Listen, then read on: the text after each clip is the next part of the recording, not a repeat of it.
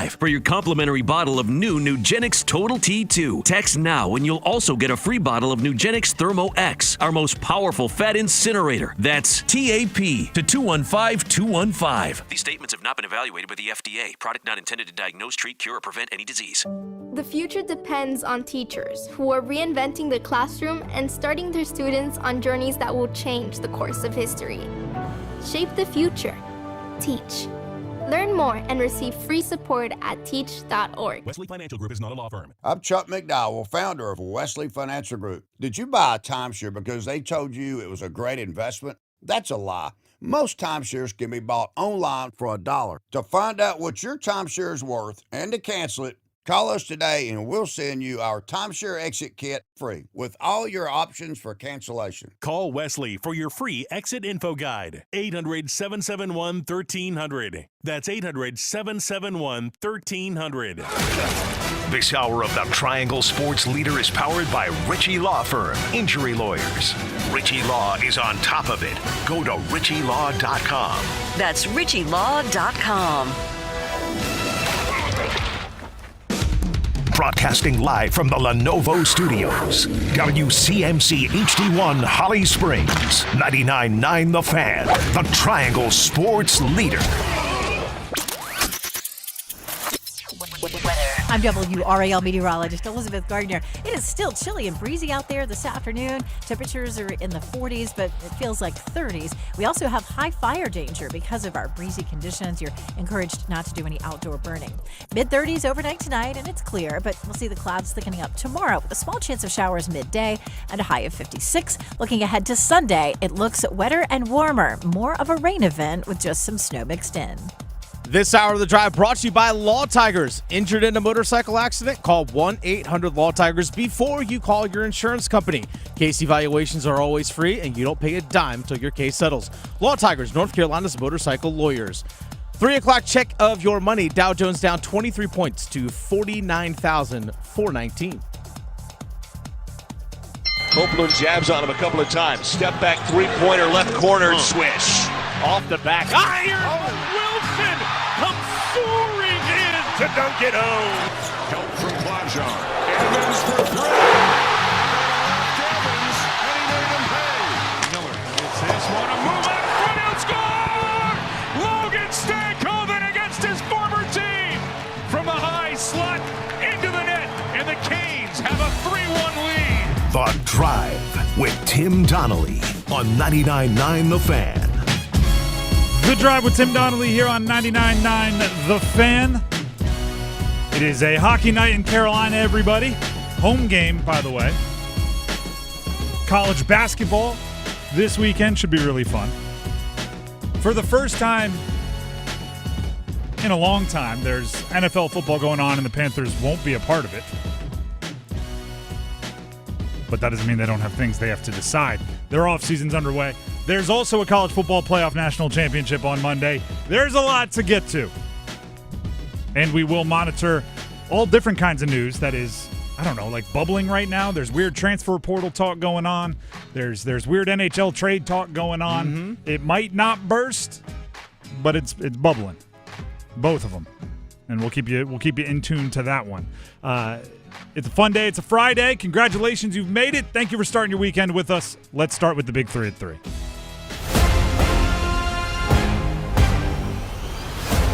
Number 1.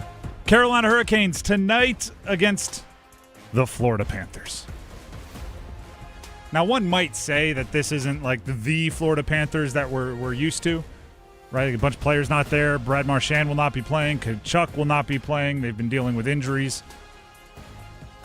I tend to say, I don't care.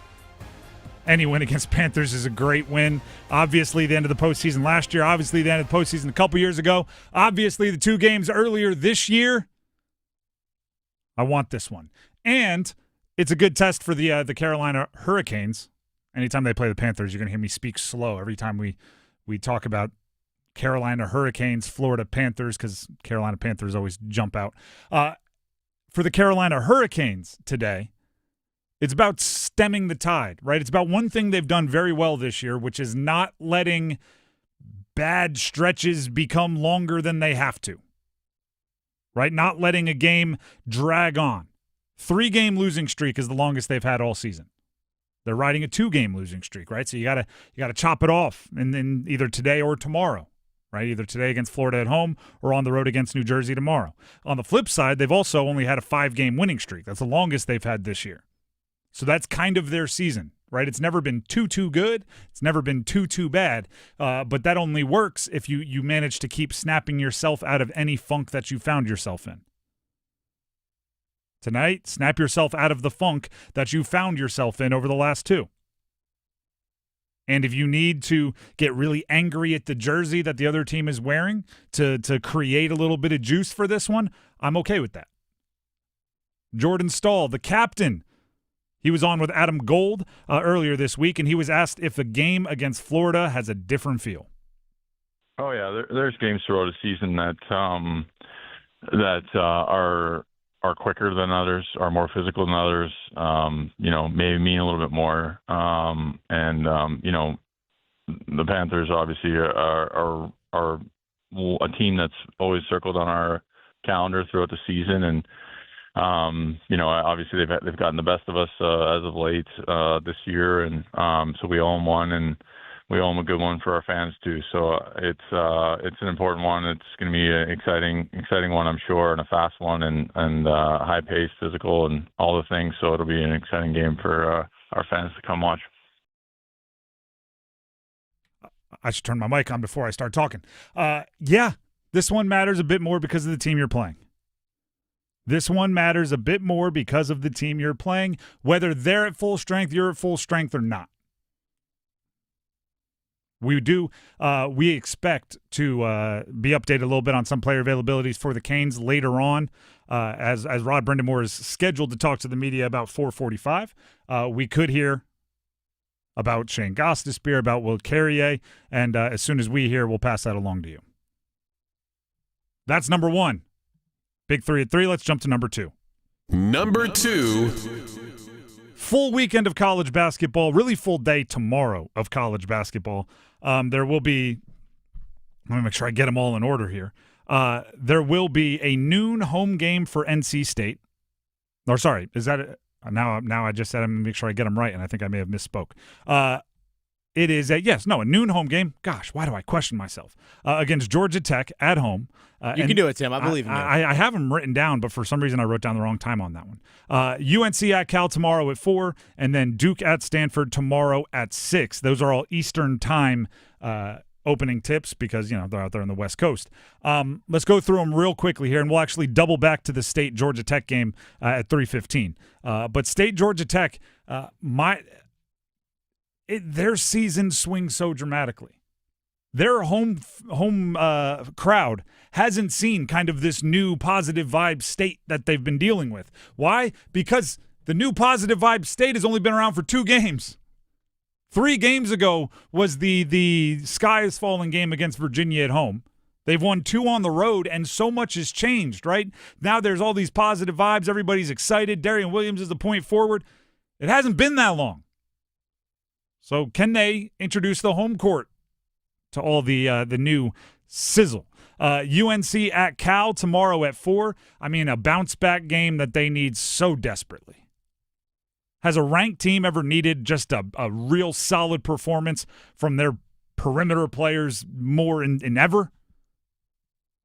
Seth Trimble, Kyan Evans, Derek Dixon, Jaden Young, Powell off the – any of them.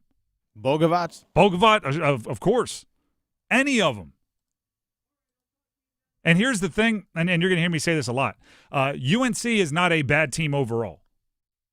Okay? They are, or they're not playing poorly overall. They're not struggling overall.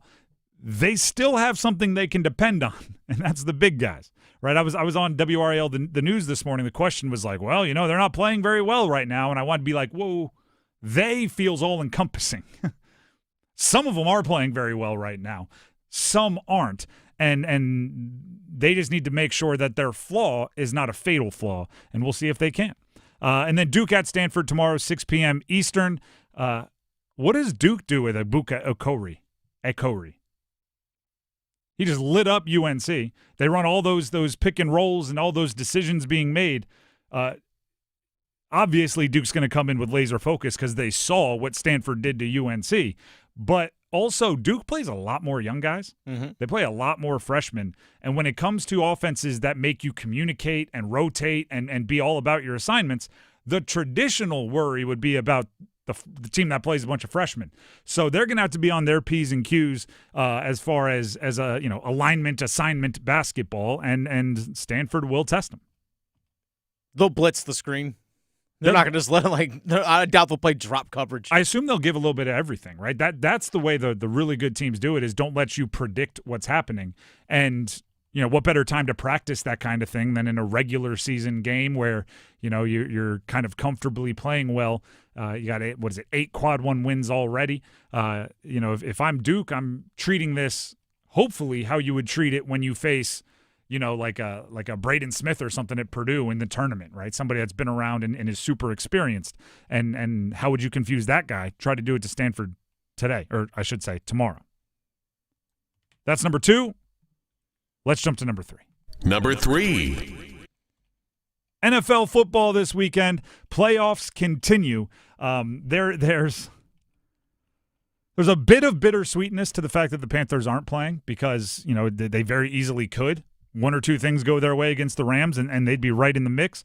But instead, we're getting Buffalo at Denver, San Fran at Seattle, those both on Saturday, Houston at New England, and the Rams at Chicago on Sunday. There's a few, now that we're just fans, right? Now that we don't have anybody in the race, part of this does feel a bit Spartan Warrior-like for Josh Allen. Right, he's the last of that kind of core elite quarterbacks remaining in the AFC, and I think he has the worst roster that the Bills have had in the last 4 or 5 years, and he's just going out there trying to make some things happen by himself. His receivers are dropping like flies with injuries. He and James Cook are just 2 Spartans back to back going up against the Persians of a team like Denver, which I actually think is better roster top to bottom, but I'd take Josh Allen over Bo Nix every single day, so he's trying to average it out. San Fran at Seattle. It's always fun at this point to get a divisional matchup, right? 2 teams that are wildly familiar with each other, just up the stakes even further and see how it goes. I also do enjoy seeing Mike Shanahan. Goodness, flashback. Kyle Shanahan as a coach and play caller with just more players not available, and just seeing him go, all right, let's see it's the Iron Chef analogy. I think it's Iron Chef. My brother watches all those cooking shows. The one where they give you like weird ingredients and you have to go, you have a little bit of toothpaste, some candied yams, and an old fruit roll up, and you have to make a lasagna. Like that's kind of what I feel like with Kyle Shanahan right now. Right, you're gonna have to use your backup tight end. You're gonna have to use your 4th wide receiver. We're gonna take away your this, that, and the other, and go put together an offense that could beat Seattle. And you get to see what happens. If there's one guy to do it, it's him. Yeah, you're going to fail with a 3rd overall pick, but don't worry, you can have a 7th, and you got to make it work. Go. And he's done it. Houston at New England. Houston's defense against a very young quarterback in Drake May. Really interesting matchup. And then Rams at Chicago. Are we now Rams fans? Is that how this works? I don't think so. Because if the Rams win the Super Bowl with every game more than a 3-point win, do the Panthers turn around and say we were the 2nd best team in the postseason? No. There's logic there. It might not be good logic, but there's logic. We're not transitive propertying this thing, no. Well, if Chicago loses by 14. Doesn't matter. Are they better? Did they play better? I don't know. I'm just saying there's some logic there. It might not be good logic, but there's some logic there. I always did that in tournaments. You start rooting for the team you lost to. Unless it's like a rival or something, which the Rams aren't. The Drive with Tim Donnelly, 99.9 The Fan. Up next, NC State basketball. They had essentially a week off, but they did have some momentum going before that week off. Can they keep it rolling tomorrow at home against Georgia Tech? Stick around.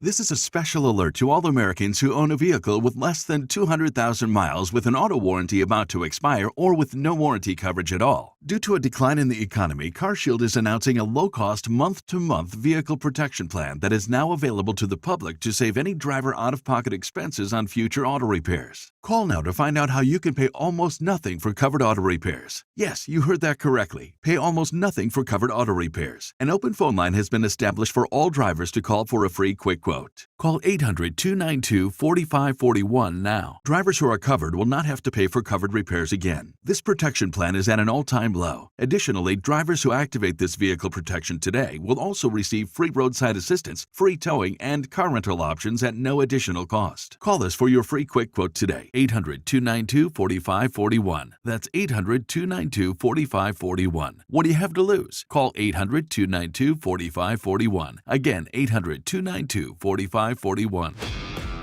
This is the story of the one. As the purchasing manager at a manufacturing plant, she knows the only thing more important than having the right safety gear is having it there when you need it. That's why she partners with Grainger for auto reordering, so her team members can count on her to have cut-resistant gloves on hand, and each shift can run safely and efficiently. Call 1-800-GRAINGER, click Grainger.com, or just stop by. Grainger, for the ones who get it done. Hi friends, this is Mark Ponce with Chapel Hill Tire, and I'm excited to share that our Bailiwick location in North Raleigh at the intersection of Strickland and Six Forks Roads is now open. From routine maintenance to major repairs, our experienced technicians focus on doing the work right and treating you fairly. You get the same trusted Chapel Hill Tire service you know, now closer to home. With 13 locations, there's always a Chapel Hill Tire nearby. Book your appointment at chapelhilltire.com and drive happy.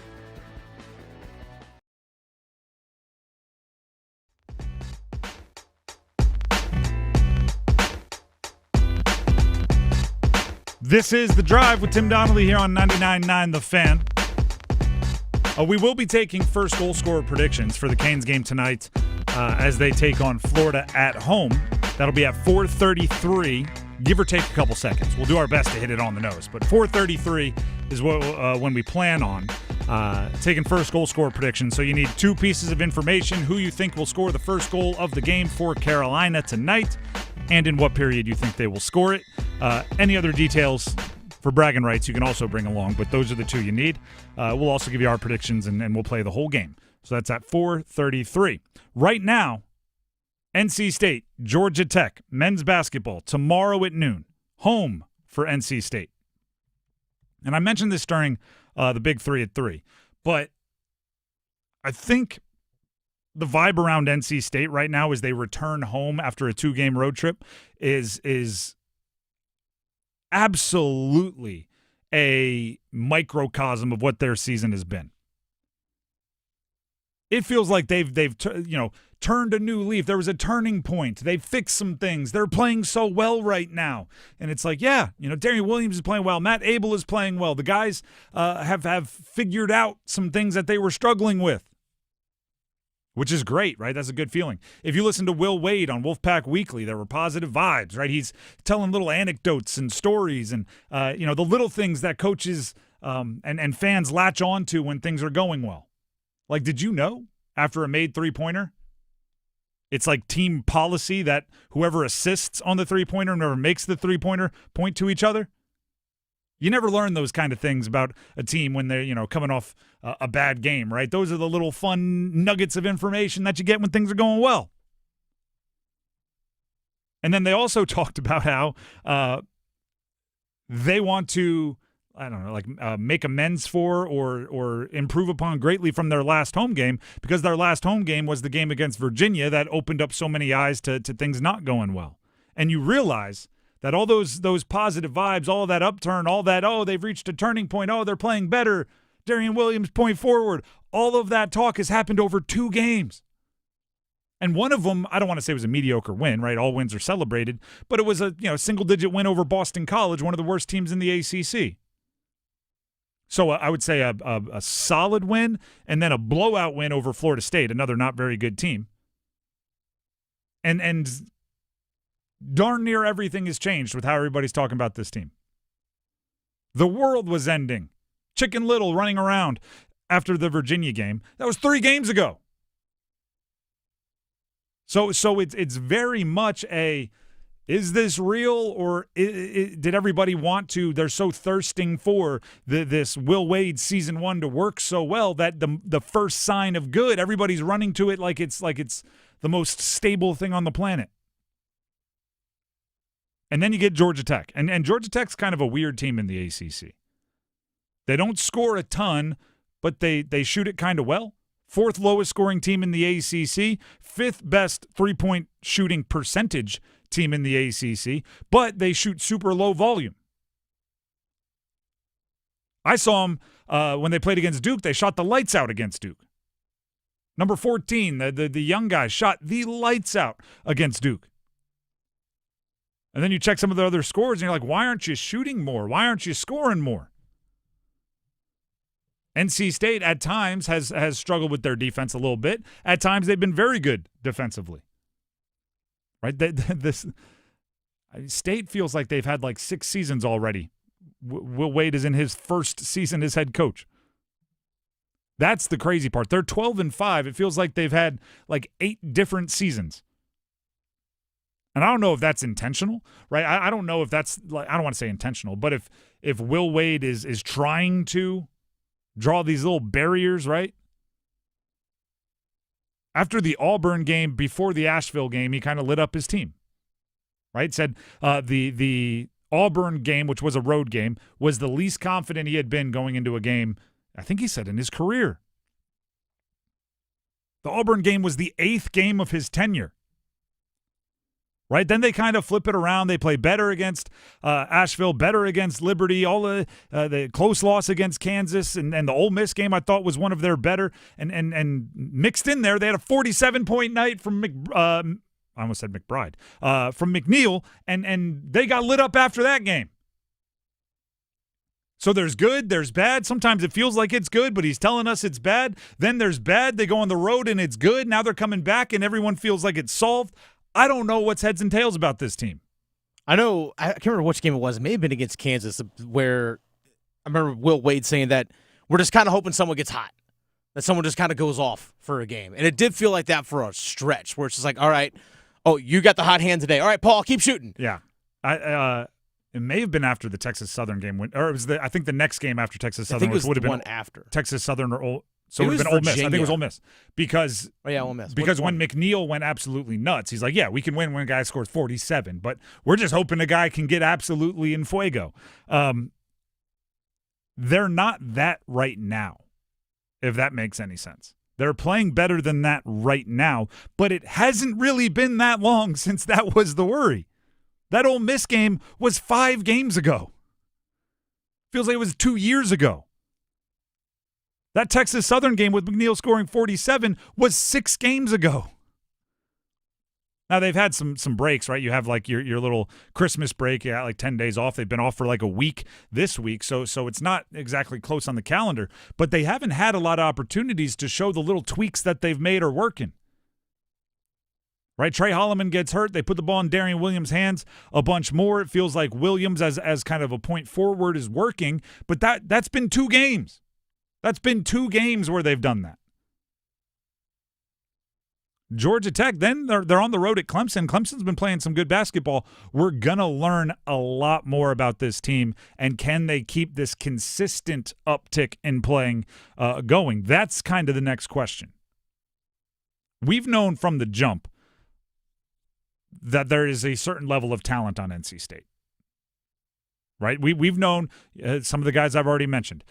We've known that Williams is an all Big 12 performer. We've known that Abel is a 5-star. We've known that Holloman, when healthy, has like 100-something starts or games played with Michigan State. There's a certain level. Van Allen Lubin, we know very well from his time at UNC.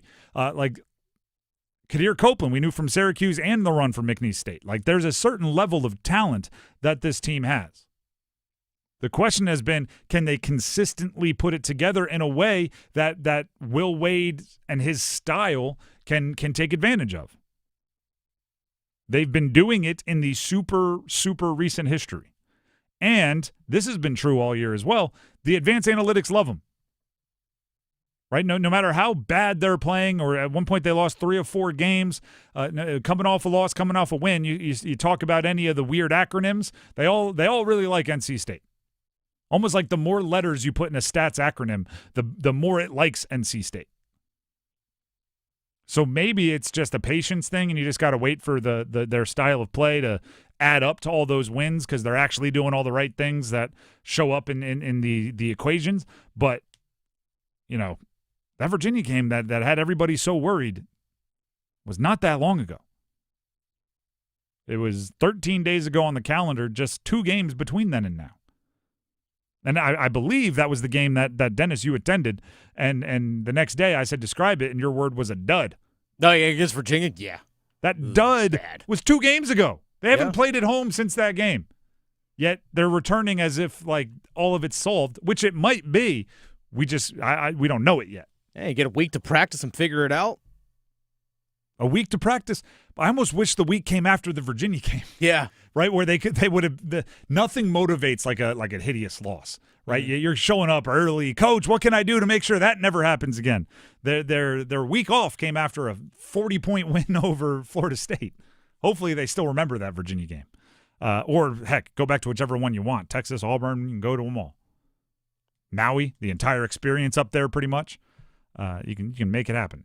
The Drive with Tim Donnelly, 99.9 The Fan. That game tomorrow at noon at home. And like I said, their schedule, we're going to learn a lot about that team in the very near future. Also, real quick, Georgia Tech in the net rankings, 160. Not very good. 163. So you're not getting a quad 1 for that one. No. At home against 163. I think this is literally a quad 4. At home, you need to be in the top 30. Like your opponent, who is the away team, needs to be in the top 30 to get a quad 1. 160. I'm not on air math. I'm not always the best, but I can. 160 is above 30. I know that. The Drive with Tim Donnelly, 99.9 The Fan, but Clemson you would expect to be more of a quad 1 opportunity. That would be their next one. The Drive with Tim Donnelly, 99.9 The Fan. As I said, we have the Dean's List coming up next, but first, Dennis Cox has something he'd like to tell you. I do. Dennis Cox here real quick from my good friends over at Law Tigers. Something you're going to see here in hopefully the near future when the weather turns around. You're going to see a lot of motorcycles out there on the road. I might be one of those motorcyclists out there, so be safe. Be safe out there on the road. Be safe out there as a motorcycle rider and as a driver. But imagine, I can only imagine. I think about this. Imagine being able to show off your fandom in the ultimate way. And this is something as if you're a hockey fan, you get to do this because the Law Tigers are once again teaming up with your Carolina Hurricanes to give one lucky Caniac a custom Canes Ducati motorcycle, courtesy of Art Moto Garage and Shiny Side Paint. That's right, a custom Canes Ducati motorcycle. All you got to do is go to caniacsbike.com and enter to win. That's simple. caniacsbike.com. Go enter. That's how you enter to win. Plain and simple. Bike will be given away live on April 4th at the game and includes tickets in a catered suite, folks. You have until March 29th, by the way, but don't wait until then. caniacsbike.com. Enter for your chance to win. I can't win the bike. You can. You should enjoy it. caniacsbike.com. Law Tigers is a network of independent law firms who are members of the American Association of Motorcycle Injury Lawyers. Law Tigers is not a law firm. The Drive with Tim Donnelly, 99.9 The Fan, heads towards the Dean's List. Coming up. What's this? We're expanding the North Carolina Education Lottery Winners Club. That's a pretty big wrecking ball. Well, with all these new scratch-offs, this place is going to be packed with new winners. Okay, let's go ahead and knock this wall down. This is where we're putting the polo field. Whoa, patience, Trixie. This month's tickets are loaded with $90 million in total prizes. The Winners Club awaits. Must be 18 to play. Approximate overall odds winning range from 1 in 3.35 to 4.68. Problem gambling helpline 877-718-5543. It's bow time.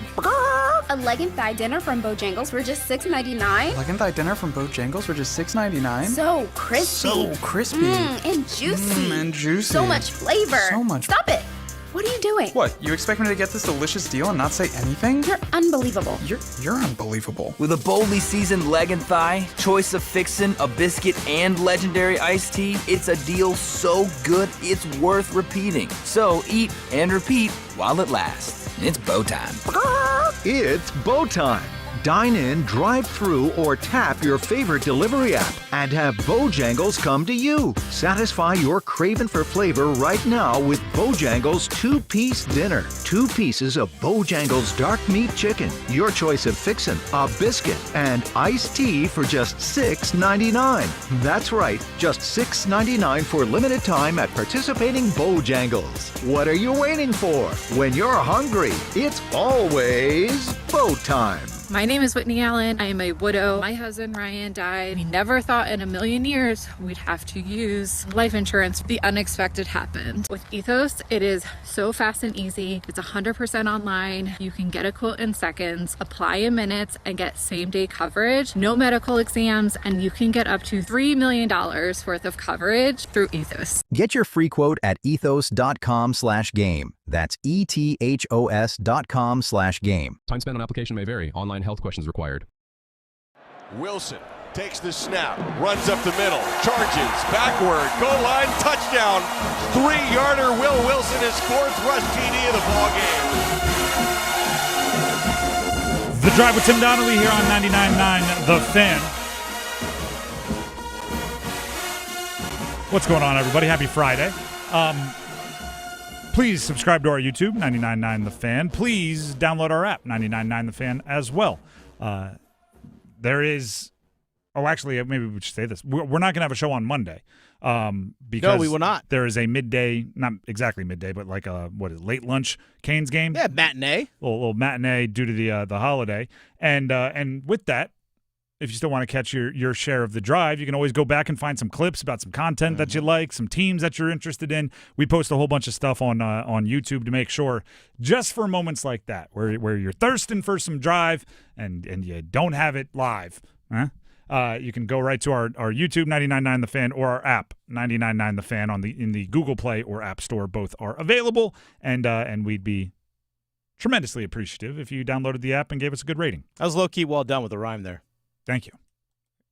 Would you say I was acting as a poet and I did not think I was? For a second, I thought I was going to say act like a poet and didn't know it. I'm not. Now, see, this is going to be in my head. Every possible rhyme is going to pop into my head for the rest of the day.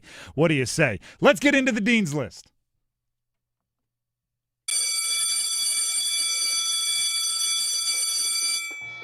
All right. Another day for the Dean's List. And I just love saying this joke. It never gets old for me. It's like a dad joke. ACC legend Katie Ledecky.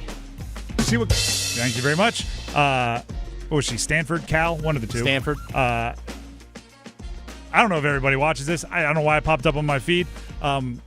She just swam the second fastest 1,500-meter freestyle in history, which apparently in swimming is a big deal to do it in January because there's no, real reason to peak in January, so your training is never, ramped up for it. The reason why I put her on here is because, A, she's an ACC legend, and we embrace the ACC around here. She hasn't lost in the 1,500 in 5,668 days. That sounds like a very long time. It does. But the reason why she's on here is because the finish was put on social media, and it said, Ledecky crushes the field. So I was like, all right, I'll watch this, 45-second clip of her finishing up. She finishes. She gets out. She's got the goggles. She's taking them off. And you see the rest of the field, right behind her, touching the wall and going back out for another lap.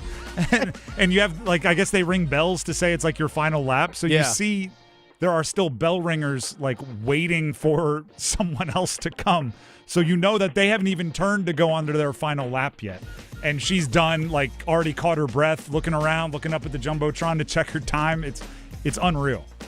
At what point do other swimmers just go, you know what? I'm not even going to try this event. I think just unless you're 10 years old and you're just hoping Ledecky retires. Trying to outlast her. That's really it. I'm just going to wait for her to retire. But otherwise, why? Why? I'm going to quote Kevin Kisner on the PGA Tour. He's not the longest hitter in the world. He's not longest off the tee. And they asked him, hey, at some of these longer courses, can you win? And he rattled off 3. He's like, Torrey Pines, no. This one, no. I can't win. And they were like, you can't win, so why do you play? And he said, because they give out big bags of money for 20th.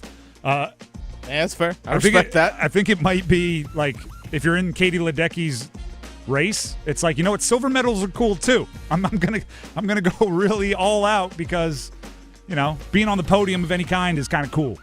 Best in the world, not named Katie Ledecky. Exactly. Hey, I get a medal for that? All right, they that's should. fair. You almost get a gold for that. She should be on platinum by now. Yeah, for real. More Dean's List. It's a little vague, but I think it's important to say. Any college athletes that were approached about point shaving opportunities and said absolutely not. Yesterday, the federal government charged 20 men in a point shaving scheme involving 39 college basketball players from 17 Division I teams. This all comes via David Purdom of ESPN.com. 15 of the defendants played college basketball in the 2023-24 or 2024-2025 seasons. Some were playing as recently as this week. The other 5 defendants were described as fixers. They have full lists of games that were impacted or appear to be impacted, including games that featured Tulane and East Carolina, February of 2024, Kennesaw State versus Queens University of Charlotte, March 1st of 2024 as well, and NC versus Towson in March of 2024. So 3 games on this list involved teams from the state of North Carolina. But I will say not all of them were the team from North Carolina, the ones implicated. They just played against some teams or some players that were implicated. But it's really, I mean, you're hearing some of the money, right? And in this whole, you know, the charges levied or whatever, players sometimes were getting like $20 or $20,000 in a bag after a game, sometimes more. Now, I'm not saying that it should be any debate, right? Because the answer is no, absolutely not. But if you're in need and that money is available, like I don't understand it, but it is a lot of money. So any athlete that was approached and said no, absolutely not, I'm with you, right? Way to do the right thing, even if you didn't get the money in your pocket. The next thing I would say is, if you're going to do it, be a little bit more discreet. Yeah. Betting $500,000 on the first half of a MAC basketball game. Betting $500,000 on a Tulane East Carolina game. That's going to raise eyebrows. All right, first of all, betting on a Tulane ECU basketball game in and of itself should be a red flag. Yeah.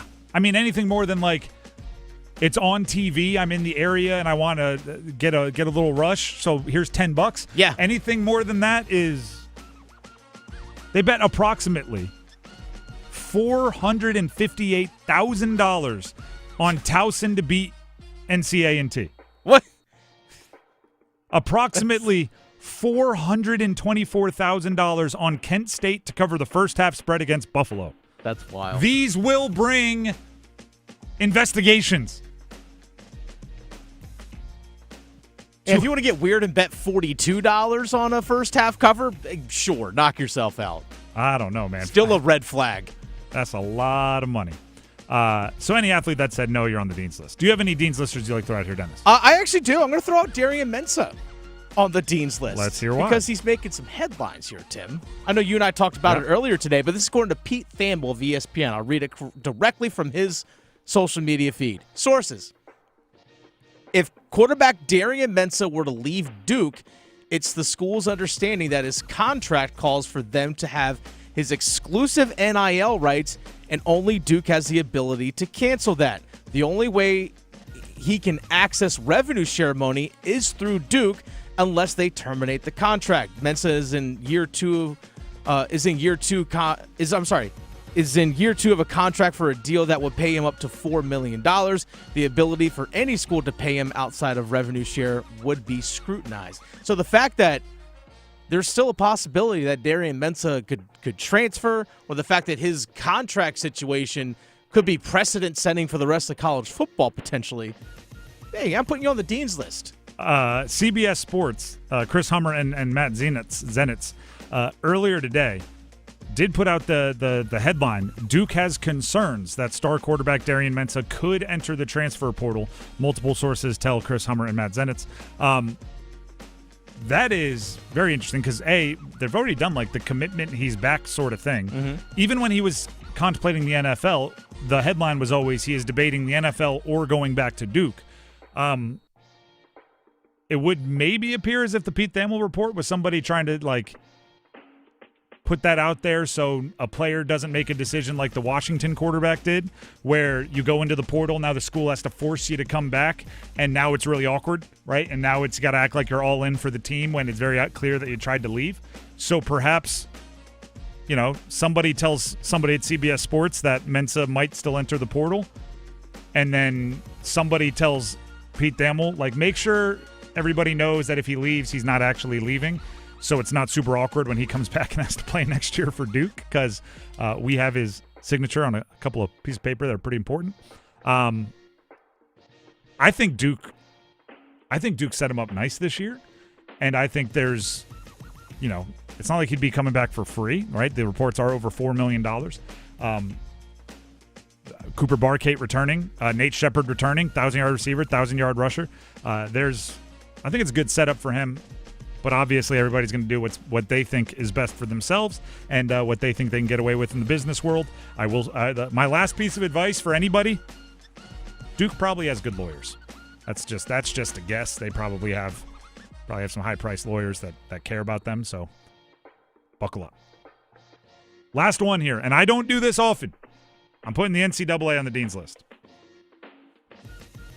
They changed the basketball transfer windows. Did you see this? No, I did. They pushed them back. The transfer windows in basketball for the portal, where you can enter the portal, is now the 15-day period after the men's and women's for each sport, after their national championship game. It had been during March Madness. They had the portal open during the tournament, which is dumb, but better to correct it now than not correct it, right? So they pushed it, so now the portal is open after the tournament ends. So that way, if you have a bench player on a team in the Final Four, they're not like, well, I want to go start, so I got to put my name in the portal while my team is going for a championship. And coaches don't have to go, all right, we're preparing for a national championship. All my assistants go get ready to handle the portal. It's just do it after. The only reason why football kind of does it the way they do it, at least I hope the only reason football does it the way they do it, where, you know, the games are still going on and the portal is open, is because they want players to be able to enroll for the second semester, so you kind of can't wait till like February. Otherwise, I would say they should do it after the national championship game. But for basketball, right, fall semester doesn't start for a long time. You can just kick that bad boy back a little bit. So the NCAA made a common sense change. I want to encourage them, right? You got to make sure it's like a dog. You got to give them a treat after they do the trick you want them to, and hopefully they'll do it again. The NCAA used common sense. I'm like, good. Have a Scooby snack. Have a Dean's List. Speaking of, that's the end of the Dean's List. Go ahead and dismiss it. If I could, to really get them motivated, I would give them a watch from Bailey's Fine Jewelry. Then they'd start using their common sense all the time. Tim Donnelly here for Bailey's Fine Jewelry. I talk a lot about the Omegas, possibly because I'm a huge fan of their Omega watches, also because they're the official timekeeper of the Olympic Games since 1932, but also, and the Olympics are coming up, but also because Bailey's Fine Jewelry has the largest Omega boutique of its kind in the entire country. So if you're really into Omega watches, the iconic Moon watch, your favorite movie, Spy's favorite watch, the Seamaster, if you're into any of their models, what you want to do is go to Bailey's Fine Jewelry, their Village District location, and head right to the Omega boutique, and you will have one of the largest selections you could imagine. You can try them all on. They have the silver Snoopies. They have the gold the gold materials. They have the platinums. They have everything. The sapphires, sandwiches, anything you could imagine. All of the icons, right there at Bailey's Fine Jewelry in their Village District location in Raleigh. Omega doesn't just keep time; it defines it. And there's no better place to experience the full legacy of Omega, especially in an Olympic year, than right there at Bailey's, home of the largest Omega showroom and an unrivaled luxury watch experience. Let them know when you stop in out there in the Village District in Raleigh that you heard about it from me, Tim, right here on 99.9 The Fan. The Canes play tonight against a very familiar opponent. What do they need to do? What's the latest for the Canes? Stick around. Soundstation and Security, your automotive and audio experts. Car audio, car video, home theater, wheels and tires, and so much more. Plus, did you know Soundstation and Security offers full service for your vehicle? Alignments, inspection, oil changes, window tinting, and custom exhaust. And with a variety of financing options, Soundstation and Security can help you get what you need today. 2 locations, downtown Smithfield and on Glenwood Avenue in Raleigh. Soundstation and Security. Visit myhotsound.com. Snapshot from Progressive wasn't created for just anybody. Oh no, we made it for you. Smooth accelerators. When that light turns green, you're off. Like a warm knife through firm butter. Going from 0 to the speed limit in an appropriate amount of time. Sure, your car has horsepower, but your horses prance around as silky smooth as your right foot. Fancy Prancerton. With Snapshot, safe drivers like you get personalized rates based on your driving habits. Sign up today at Progressive.com. Progressive Casualty Insurance Company and Affiliates. Snapshot not available in California or from all agents. The best financial move you can make this time of year? How about lowering your mortgage rates to 4.99% fixed APR, the lowest rates in years? How about getting up to $500,000 out of your home equity in the process? You can do it now by calling Loan Pronto. Hey, it's Dennis Cox. With Loan Pronto's Rapid Equity Loan, you can get a ton of cash, pay off all those high-interest credit cards, and skip up to 2 house payments. One homeowner just got $300,000 approved in under 24 hours, wiped out their credit cards and 2 car loans, and saved $2,100 a month. Don't wait, no hard credit pull up front, and you probably won't even need an appraisal. Just fast, easy cash from your home's equity. Act now. Call 919-381-1760 or visit loanpronto.com. Start the new year by wiping out all higher interest debt and lowering your bills by thousands. Call 919-381-1760 and see how much cash you can get today. loanpronto.com. Equal housing lender, NMLS 166171, APR for well-qualified buyers. Visit NMLSconsumeraccess.org. Ehlers back, they score! On the power play! A beautiful pass, Nikolai Ehlers, and Andrei Svechnikov buries it! The Drive with Tim Donnelly, 99.9 The Fan. Carolina Hurricanes, you can hear their game right here on 99.9 The Fan tonight. 7 o'clock puck drop as they host the Florida Panthers. Tomorrow you can hear right here on 99.9 The Fan as well as they are on the road at New Jersey. Again, a 7 o'clock puck drop. And with no show on Monday, you can catch the Canes right here on 99.9 The Fan as they host Buffalo at 1:30 puck drop. That's right.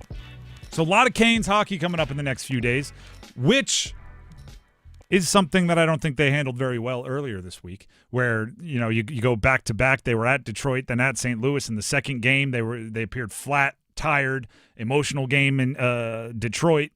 Nothing really left in the tank against St. Louis. So now they're going Friday, Saturday, Monday.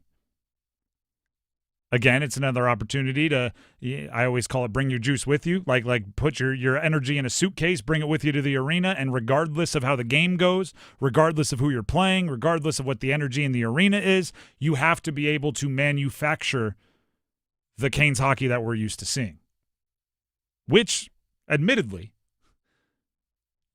looks exhausting. Like I want to be clear, to play for the Carolina Hurricanes seems absolutely exhausting. Their system, the expectations of effort, right? We've all seen it when it's going well. There's nobody on the bench looking comfy. They're all on the bench sucking wind. And certain guys we know based on their histories are in exceptional shape. And still, it's just a tiring way to play hockey. You have to be a certain type of player. You have to be a certain type of athlete. So when you do have back-to-backs or 3 and 4s, whatever the schedule says, yeah, I'm not going to pretend like that's easy. I was just talking. It was completely ironic timing. Earlier today, it was a weird conversation with a bunch of my buddies that have never played hockey. I probably haven't skated, but we went from the Kyle Tucker contract with the Dodgers to how dumb salary caps are, to the NHL actually has the best salary cap because it's the easiest to understand in the way they handle contracts, fully guaranteed, just total value divided by years. We got there, and then somebody eventually said, I've never played it, but hockey's a great sport. We get to it. They just start talking about how tiring it is to skate. These are guys that have played a whole bunch of other sports, a lot of them at the highest level, and they're just like, no, hockey is exhausting. Yeah, can confirm. Like, non-hockey fans or non-hockey players will laugh. They're just going like, dude, go to a rink and skate as fast as you can for 3 minutes. You'll be gassed. Your legs will be done. And I'm going like, yep. And then on top of that, put yourself in one of the most demanding systems, and there you go. That's what it's like to play for the Canes, and on a back-to-back, I can't imagine. But that's what you signed up for, right? That's the team you play for. That's why you are who you are. And then on top of that, Florida and New Jersey are two teams you probably really want to win. You really want to win, right? Those are two games you really want to do damage. We played it for you earlier. We'll play it for you again. Jordan Stahl, the captain, he was on with Adam Gold right here on 99.9 The Fan, and he was asked if a game against Florida has a different feel. Oh yeah, there's games throughout the season that are quicker than others, are more physical than others. Maybe mean a little bit more. The Panthers obviously are a team that's always circled on our calendar throughout the season, and obviously they've gotten the best of us as of late this year, and so we owe them one, and we owe them a good one for our fans too. So it's an important one. It's going to be an exciting one, I'm sure, and a fast one, and high paced, physical, and all the things. So it'll be an exciting game for our fans to come watch. Marchand not expected to play. Tkachuk not expected to play. So there probably will be a more all-encompassing boo schedule from Canes fans at the Lenovo Center. Rodriguez getting his share, don't get me wrong, a few others, but maybe less directed at a few guys and more just spray them all over the place. This year, they've erased the 3-goal lead to beat Carolina in a shootout. They've beaten Carolina 5-2 in the Lenovo Center. There's the history in the postseason in the last few years. Any win against Florida is a really good feeling win. Also, the Canes are on a 2-game losing streak. At least I know they got points for forcing overtime in Detroit, but it's a 2-game losing streak. They've had a little bit of a rest. This is what good teams do, right? They bounce back from those little streaks. They don't let them linger. And if we acknowledge that, it's tiring to play back-to-back, it's tiring to play 3 out of 4, games in 4 days, you better win the first. You better win the first. I would expect this game to be a game where, I talk about this a lot with Aho, but you want your big players, meaning your big-name players, your stars, to set the tone early. Right, you want them to be out there, whether it's could be something like a big hit from Svechnikov, or could be a goal scored from Jarvis or Aho. You want something early to show like, hey, let's get going, fellas.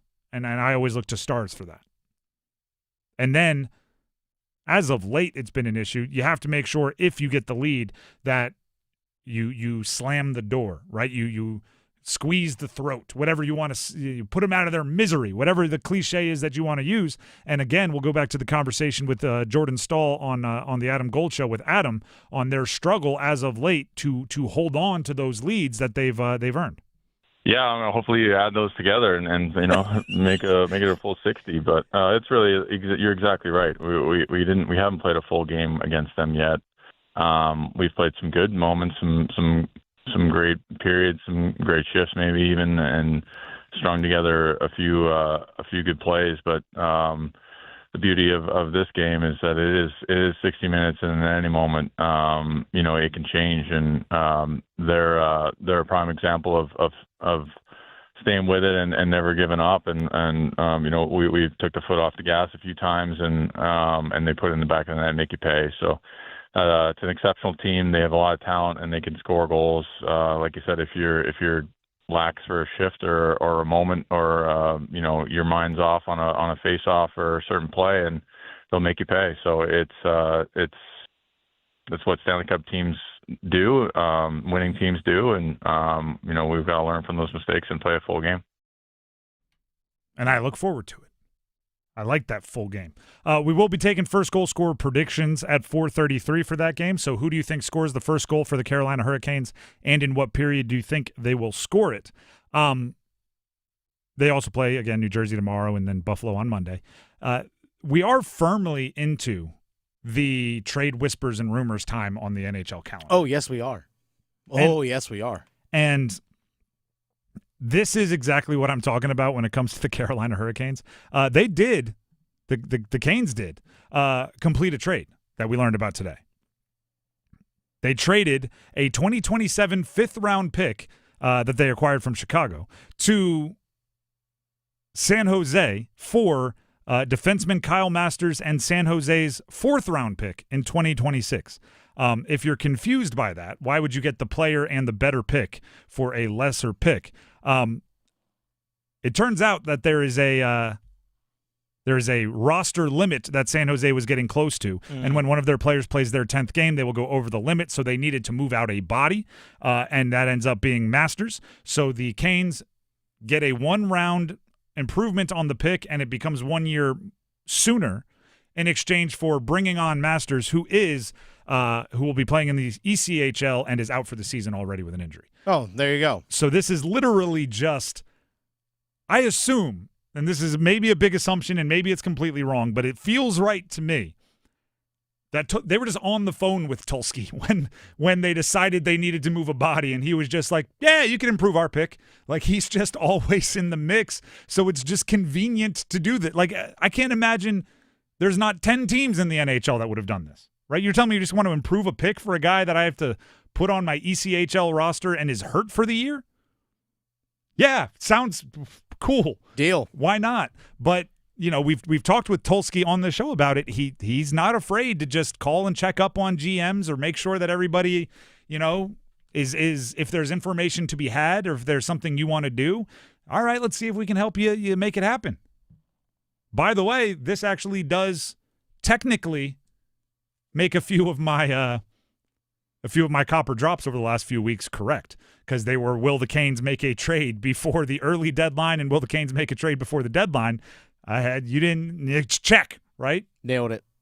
Drilled it. It was a 2027 fifth for a 2026 fourth and a injured minor leaguer. Yeah, you're slightly purchasing an asset. That's really all it is. Drilled it. But there are bigger fish in the rumor world. Yes. Jason Robertson's name's being mentioned. Mm-hmm. If there's enough smoke, there's fire. It seems like every time there's movement in the league, Robertson's name is popping up. That one would make me giddy, depending on the price, obviously, but it would make me giddy. There's Robert Thomas has been talked about. There's a bunch of different guys across the league that are being talked about, and while nothing is imminent, you would assume the Carolina Hurricanes would be at least aware of all of this movement, and they're deciding whether the price is something they want to fork over or not. So, for example, the New York Rangers told Artemi Panarin in the last year of his contract that they're not going to extend him. Now, yeah, I think he has a full no-trade clause, so I mean, I'm sure teams are probably calling him like, hey, look, rental player. And as Luigi with the Squeegee 99 on a YouTube live chat says, so Rangers just said Panarin won't be re-signed. Who gets him? Shoosh. There might be a whole bunch of movement from the Rangers. Chris Drury, their GM, Jack Drury's, what is it, uncle, dad, something like that? He put out like an open letter to Rangers fans. It was long, and it had to do with retooling and rebuilding and all the like injuries they've dealt with. It sounded to me like mentally prepare yourself for some people you like to not be around here shortly. Mm-hmm. So it could be Panarin. It could be somebody else. Who knows? If I already know what a certain pocket of Canes fans are thinking. How much of Vincent Trocheck's contract are they willing to retain in order to move him for some kind of an asset? And that's a question you have to ask yourself. Zibanejad, maybe? I don't know. It depends how much that fire sale is truly going to be a fire sale. But Panarin's one of them, especially on that expiring contract, 34 years old, and the skill set that he has. $11.6 million cap hit.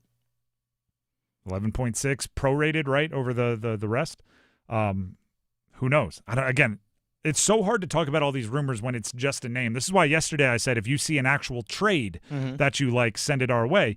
But it had to be both sides of the trade, right? It's very easy to say, would you like this player? Yes. Yeah. When you have no idea what the price is. It's like the draft, right? Would you like this player? It's like, yeah, he's going to go third overall. We don't have a pick until the latter half of the first round. I don't want to pay the price to move up and get him, but yes, I would like to have one of the best players in the draft on my team. Would you like to trade for this player? What's the price, right? Before I get excited. So, Panarin, what's the price? Thomas, what's the price? Robertson, what's the price? And what's the contract look like when you got to re-sign him? All of those go into, is it a value you'd be excited about or not? But it is fun to think about. In all my make-believe trades, I fleece everybody, and they're always willing to take less. The Drive with Tim Donnelly, 99.9 The Fan. We have football at 4 coming up next, a different way of looking at the to-do list for the Panthers offseason. Stick around. Hey, what do you say? John Forsland here for my friends at Buffalo Brothers. I travel coast to coast covering hockey. But when I'm back home, I head to my home away from home, Buffalo Brothers, for the best wings on the planet. You can't beat their specials at all 5 of their Triangle locations. Every pro football game day, you can get Miller Lite Draft for $4.50 and Blue Moon Draft for $5.50. Pet-friendly patio too. BuffBrothers.com. Aw, man, now I want wings.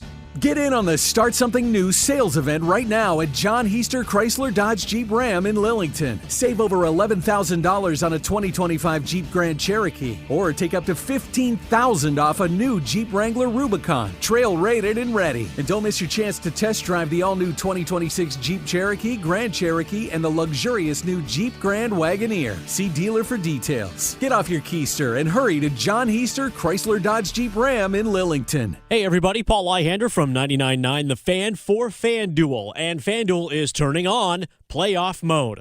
All customers get a profit boost pack every NFL playoff game day. Each game day during the divisional round, you will find a pack loaded with multiple profit boosts waiting just for you in the app. More boosts means more ways to level up your playoff bets. So pick the matchups you believe in. Take your shot at an upset, or like me, the Prince of Parlay, build a parlay that fits the moment. Then apply those profit boosts and go after even bigger payouts while the playoffs keep rolling. Visit FanDuel.com/Paul, P-A-U-L, and grab your profit boost pack every NFL playoff game day.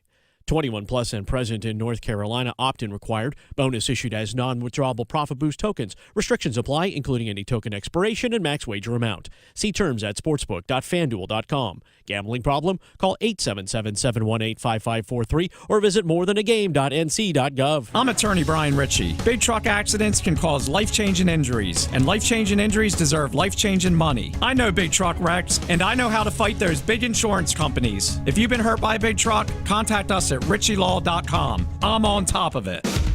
Broadcasting live from the Lenovo Studios. WCMC HD1 Holly Springs. 99.9 The Fan. The Triangle Sports Leader. I'm WRAL meteorologist Elizabeth Gardner. It is whipping out there and chilly too. Our highs in the mid-40s, but feeling like 30s with the wind chill. That strong wind and dry conditions mean you should put off any outdoor burning. We have high fire danger today, most of the area. Mid-30s overnight tonight, and then for tomorrow, we're back into the mid-50s, so it's a little warmer, but we'll see increasing clouds and a small chance of some sprinkles midday. Looking ahead to Sunday, it's now looking warmer, so most of the event will be rain with some snow showers mixed in. Not expecting much accumulation. 4 o'clock check of your money. Dow Jones down 83 points today to 49,359. Let's move the chains. Time for football at 4. The Drive with Tim Donnelly, 99.9 The Fan. It is time for football at 4. Pre-free agency in the NFL, pre-draft, right when heck, your season's over and other team seasons are still going on, it's a really good time to unbelievably familiarize yourself with your roster. Look at contract situations, look at positional strength, look at age, right? Who is at the age where you should expect them to decline? And do you have a proper off-ramp for them to gracefully age? You should look at all of that, and from a bunch of different angles, right? You don't just ask, hey, who are your favorite players? Good, but sometimes you got to ask the negative questions. Right? You got to be honest with yourself. Who's the core we're going to build around? Also, questions like, what's the weakest position group on the team? And can we fix it? Should we fix it? Can we survive without it? Is it a necessary evil? Like that position has to be weak in order for us to have enough money to spend on making this other position elite. You have to ask all of that so you go into free agency in the draft with a plan. And a plan B, and a plan C, and a plan D, all the way on down. Do you have to go approach people to trade? There's a billion. So I thought we'd start right there, right? It's not as fun. It's not as optimistic. But what's the weakest position group on the team? Weakest. I think the answer was fairly obvious for me, but also I think it's not a super dire situation to go address. The weakest position group on the Panthers, when I look at them talent-wise, investment-wise, darn near all of it, is off-ball linebacker. Trevin Wallace, third-round pick a couple years ago, finished the year hurt. Christian Roseboom, who is a free agent and was brought in late after the Josie Jewell injury situation right before camp, those were the guys. Claudin Charles, Chris Barnes. There's been a almost revolving door there for a little bit with guys in and out having different levels of success. That's not what you want. That's not what you need. And I think at certain times, because you're the Carolina Panthers, it feels almost sacrilegious to not have like a really smart, really intimidating, really well-rounded off-ball middle linebacker or duo of middle linebackers because of your history, going back to the guy in charge, right? Dan Morgan, but obviously Luke Kuechly, Thomas Davis, Shaq Thompson. You go on and on and on. But I actually think the fact that off-ball linebacker, to me, is the weakest position group on the team, or one of, is maybe a sign that they're doing things right. And I don't even think this is spin zone, right? So I'll tell you if I'm just spin zoning something. I'll go like, all right, let's spin zone this one into a positive, right? Let's close one eye, squint with the other, and see if we can't see the silver lining. No, it's not the biggest need because of the position. It is inherently devalued in the NFL, right? If you go look at what positions are often first-round draft picks, if you go look at what positions are often the highest paid in a free agency class, you very rarely see off-ball linebacker. Now, that's not to say like every team can't benefit from like a Fred Warner or something like that. You obviously can. But if you're building a team, you're not going to solve every problem right out the gate. So deal with the biggest problems, the most important problems first. Right? If off-ball linebacker is the biggest sore spot on the roster, I think that means they're building correctly. And this, I'd say the same is true if running back was the biggest problem on the roster. If tight end was the biggest problem on the roster. If those three, and maybe like a safety or whatever, if those are your weakest spots, then you're prioritizing correctly. If those are your weakest spots, that means, corner isn't. That means quarterback isn't. That means wide receiver isn't. That means left tackle isn't. And those are all so much more important than what we've been talking about. That doesn't mean you have those solved, but it does mean I think you started where you should. It's I always use the house analogy. Like when you're taking over a rebuilding team, it's like taking over a fixer-upper house. What do you start with, right? You need a bedroom and you need a bathroom and you need a kitchen. Right? You can live in a house if you have a workable, safe, clean bedroom, a workable, safe, clean bathroom, and a workable, safe, clean kitchen. That's a studio apartment. Yeah, get that. Even if there's a den that, isn't livable, even if there's a guest room that you need to rip out the carpet and put new, like you can close those doors and live in the spot that you need to live. If you're redoing a house and the first thing you do is like, all right, the first thing we got to do is we got to get the terrarium figured out. It's like, let's put the deck on. Yeah. So I don't know where I'm going to sleep tonight, but we're going to have a game room. Gosh darn it! Like your priorities are a little flipped up. To me, off-ball backer is a bit like starting with like your guest room. Like you'd like to have it. Don't get me wrong.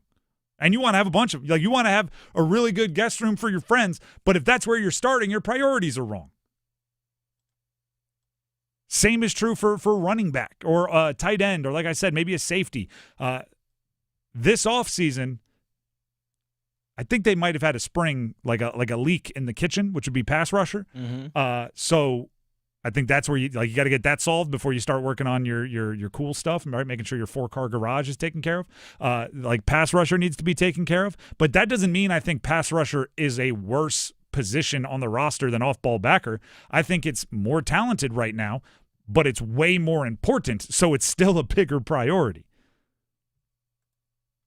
There's going to be it's rare you put together a full roster with no weaknesses.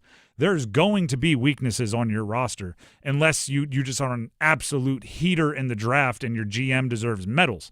But if those holes in your roster are well placed at positions that aren't the most important, you can still win some really, really, really big goals.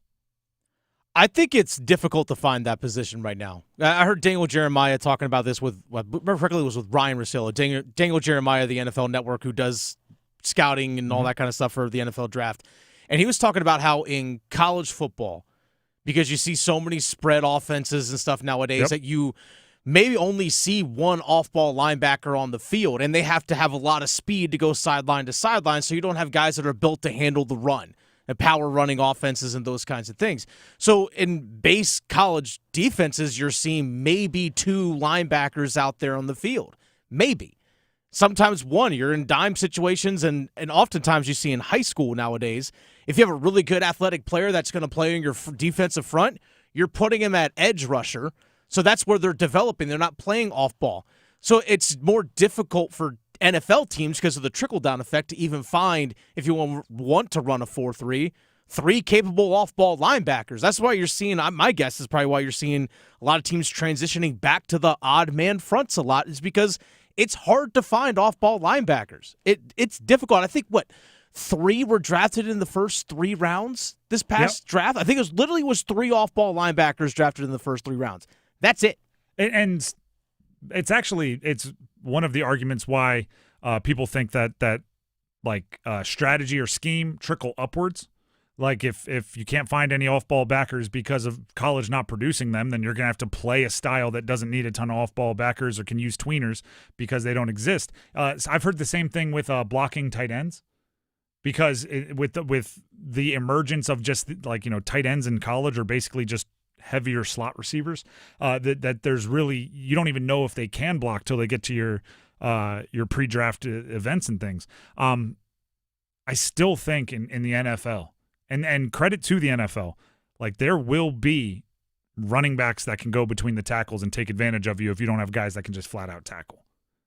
It's part of the reason why I think Peyton Wilson, I think Cedric Gray from NC State and UNC, 2 drafts ago, fell so much further than I thought they should, and now both of them have 125-plus tackles this year for their team. Cedric Gray for the Titans had 164. Right? The skill set may be a little bit more rare based on how sports are being played. Not to mention that when you play 7-on-7 in high school, which is what pretty much everybody does all offseason, linebackers are included. And this is where I get on my soapbox about how youth sports are treated. Coaches care too much about winning 7-on-7, so they end up putting defensive backs at middle linebacker because they want you going and covering in 7-on-7, when in actuality they should have a 220-pound high schooler playing there, which wouldn't help them in 7-on-7, but would help them a ton once you put on the real pads in the fall. So I think there's a lot of things that go into developing the position the way it should be. But there's always going to be a few. Jacob Rodriguez down there at Texas Tech is unreal. There's always going to be a few. And I think the Panthers, if they can, would love to go find the next one of that group. But I don't think it's near the top of their priority list, which I think shows they have the right priority list. Yeah. Go deal with other things that are more important, and you can always. There's no disrespect to Roseboom. You can always find a Roseboom. Yeah, he was signed in the offseason to be the depth guy behind Josie Jewell and Trevin Wallace, like you said earlier. He was signed to be that. Yeah. Hey, special teams guy, be the depth player. Then, Josie Jewell's still doing with the concussion stuff. It's all right, Christian Roseboom, you're the starter now. He led the team in tackles. Yeah, no, and on the ball a lot. Yeah, made some plays. I don't think he's not a Pro Bowler, but you can always find that guy if you go through your offseason, if you go through the draft, and you're like, ooh, we got everything on our list except for blah blah blah. you can always go find the blah, if that what you're looking for is Roseboom or Cherilus or Barnes. These are all guys that were found significantly later in the process than a bunch of other more priority positions. The Drive with Tim Donnelly, 99.9 The Fan. And just to pump it one more time, if you want more insight into the Panthers offseason, we had Dan Morgan, the GM, on the show earlier this week. You can find that interview on our YouTube, 99.9 The Fan. You can find it on our app as well, 99.9 The Fan, available in the Google Play or App Store. The Best of the Drive podcast. There you go. Best of the Drive podcast. I don't know why I cut off Dennis to say Yeah. But yeah, Best of the Drive podcast as well. And I thought it was really insightful stuff. So check it out. Dan Morgan interviewed on this show earlier this week. Now, Dennis Cox has something he'd like to tell you. I do. Dennis Cox here once again for my good friends over at Law Tigers. I know a lot of people now getting ramped up for the hockey season. Imagine showing off your fandom in the springtime, rolling up to a game on a custom motorcycle that you can win. Believe it or not, that's a real thing, folks, because the Law Tigers are once again teaming up with your Carolina Hurricanes to give one lucky Caniac a custom Canes Ducati motorcycle, courtesy of Art Moto Garage and Shiny Side Paint. You have until March 29th to enter. The bike's going to be given away live on April 4th at the game, and it includes tickets in a catered suite. You just got to go to caniacsbike.com to enter. Plain and simple, caniacsbike.com to enter. It's that simple. Yeah, you have until March 29th, but don't wait that long. Go ahead and enter now, caniacsbike.com. You'll see pictures of the bike. It's a Ducati motorcycle, custom Canes painted. It's an absolutely gorgeous-looking bike. I'm actually excited to see it in person. I don't think they're going to let me test ride it. Maybe they will. I don't know. But if I get a chance, I'll let you know how smooth and awesome the bike is. I can't win this Ducati motorcycle, but you can, folks. Imagine just rolling around town on a Ducati that you won. caniacsbike.com to enter. Law Tigers is a network of independent law firms who are members of the American Association of Motorcycle Injury Lawyers. Law Tigers is not a law firm. This is The Drive with Tim Donnelly on 99.9 The Fan. Both UNC and Duke finished the West Coast sweep of the ACC, or the West Coast swing, I should say, of the ACC tomorrow afternoon. UNC needs to bounce back. Duke needs to keep it rolling. How do they do it? Coming up. Get crazy, Canes fans. It's hockey night in Carolina. It's your Canes and Florida. Shots Stankoven, 4 in a row!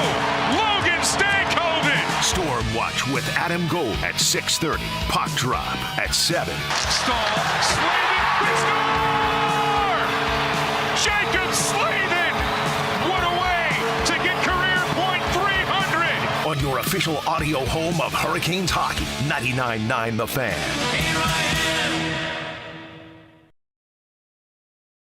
One pop when you can pick as many pops as you please, up to 15. Picture this. You pick your pop, perhaps a powerful 7. Now pick more pops like a proud 9, a pristine 15, a perfect 10. Each pop propagates more potential to pack your pockets with prizes up to $2,500. So prepare for a peppering of prizes with Cash Pop from the North Carolina Education Lottery. Cash Pop. Play more pops, win more prizes. Must be 18 to play. See Cash Pop prize and odds charts at nclottery.com. Problem gambling helpline 877-718-5543. I've always wanted to learn French, but the app I tried didn't help. If you want to memorize words in another language, there's an app for that. But if you want to really learn another language, there's Babbel. Babbel was designed by over 200 language learning experts to be the most effective way to learn another language.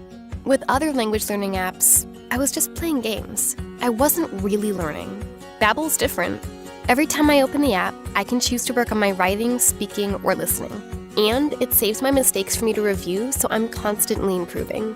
Babbel feels like it was created intentionally by people who really know what you need to learn another language.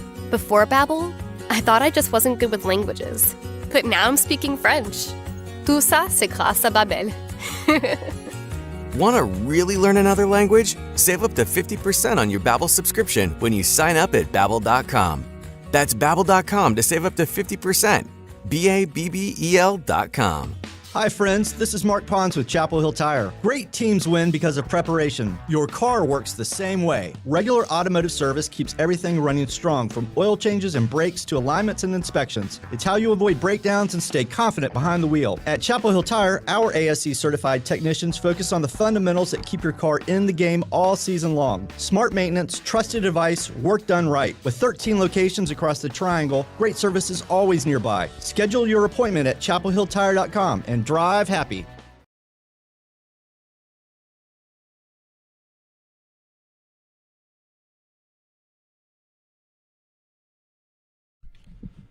The Drive with Tim Donnelly, 99.9 The Fan. So there is a deadline tonight, and we're going to talk basketball in a second, but I just want to let everybody know. Transfer portal midnight for football closes. Your name has to be in it. You don't have to pick your school where you're going, but if you want to be in the portal, you have to enter by midnight tonight. And if you are somebody that's been following college football in the last few years, you may say, yeah, until the next one after spring ball, they did away with that. There is now only one transfer portal window. So this is the last time, barring a few exceptions, such as if your coach leaves or is fired, there's a window for you to enter the portal after that. So,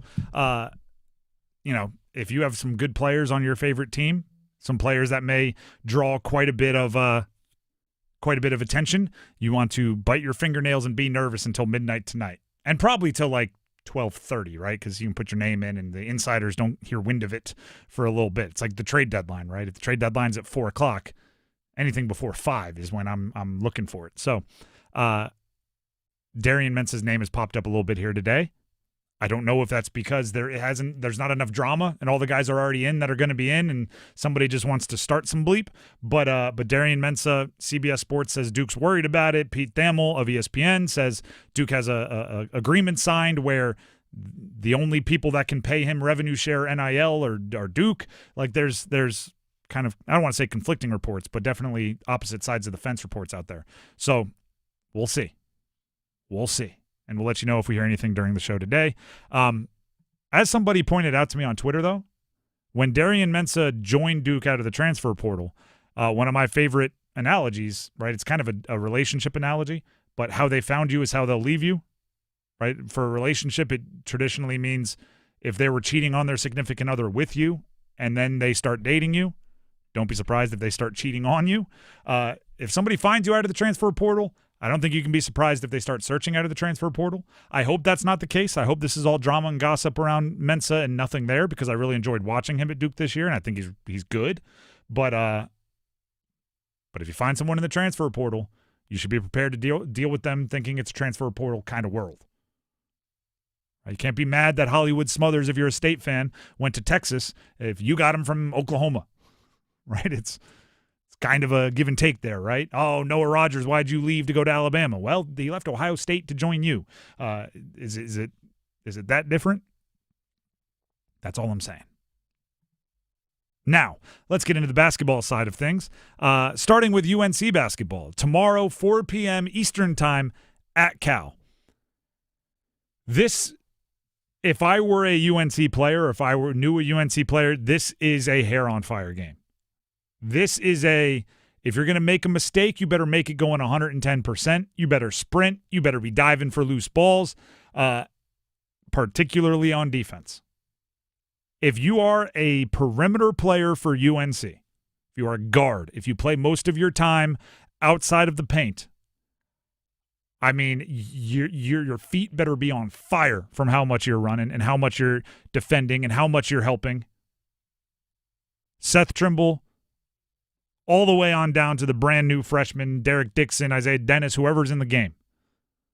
Because what UNC did at Stanford stands out in a bunch of different ways, right? First of all, Stanford shot 57% from three, but it was worse than that, right? The shooters, there were no adjustments to guard them.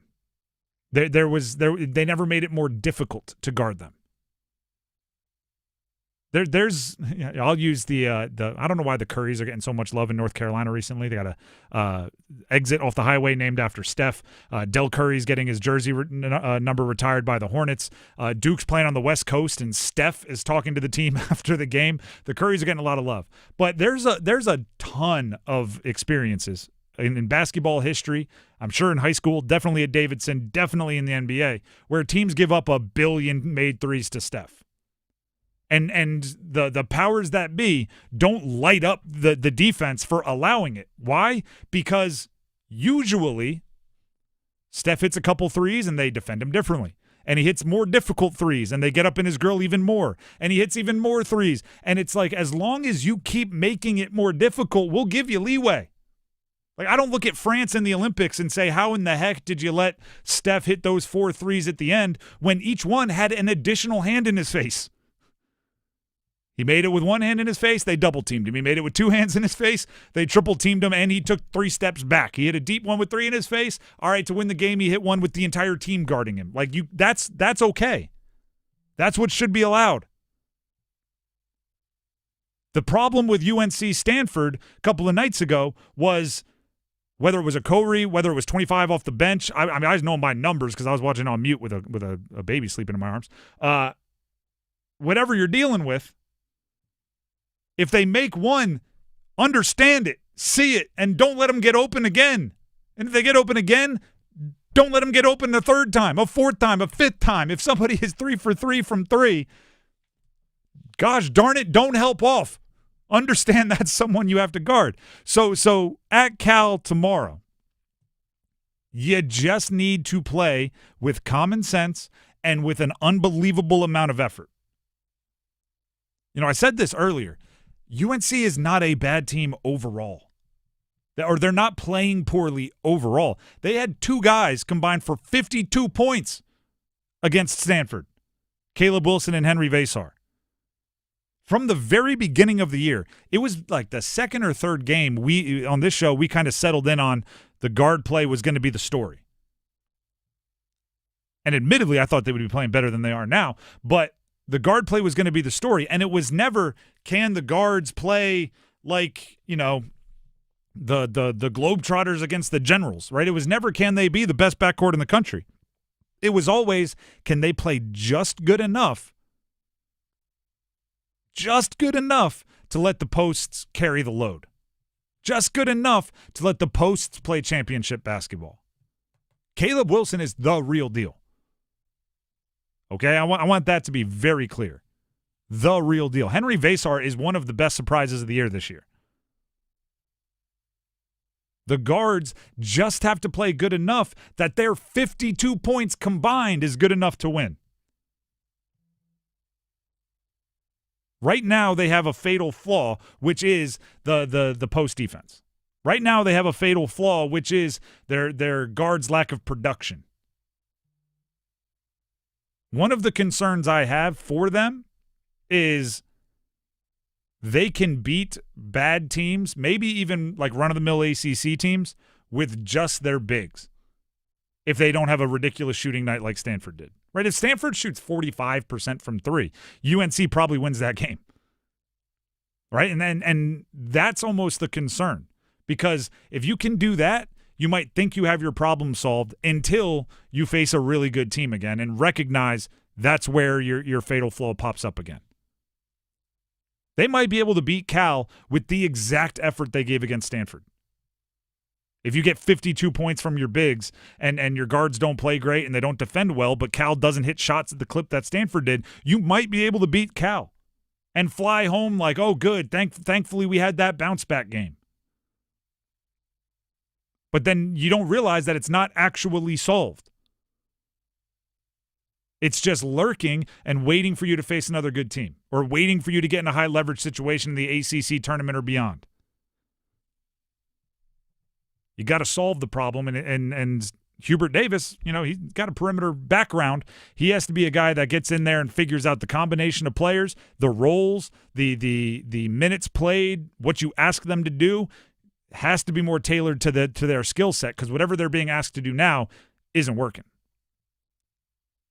You know, I've said it a few times. Kyan Evans, you know, I'm told he's a shooter. He's been shooting right around 30%. I don't know if him on the ball is the thing that you need.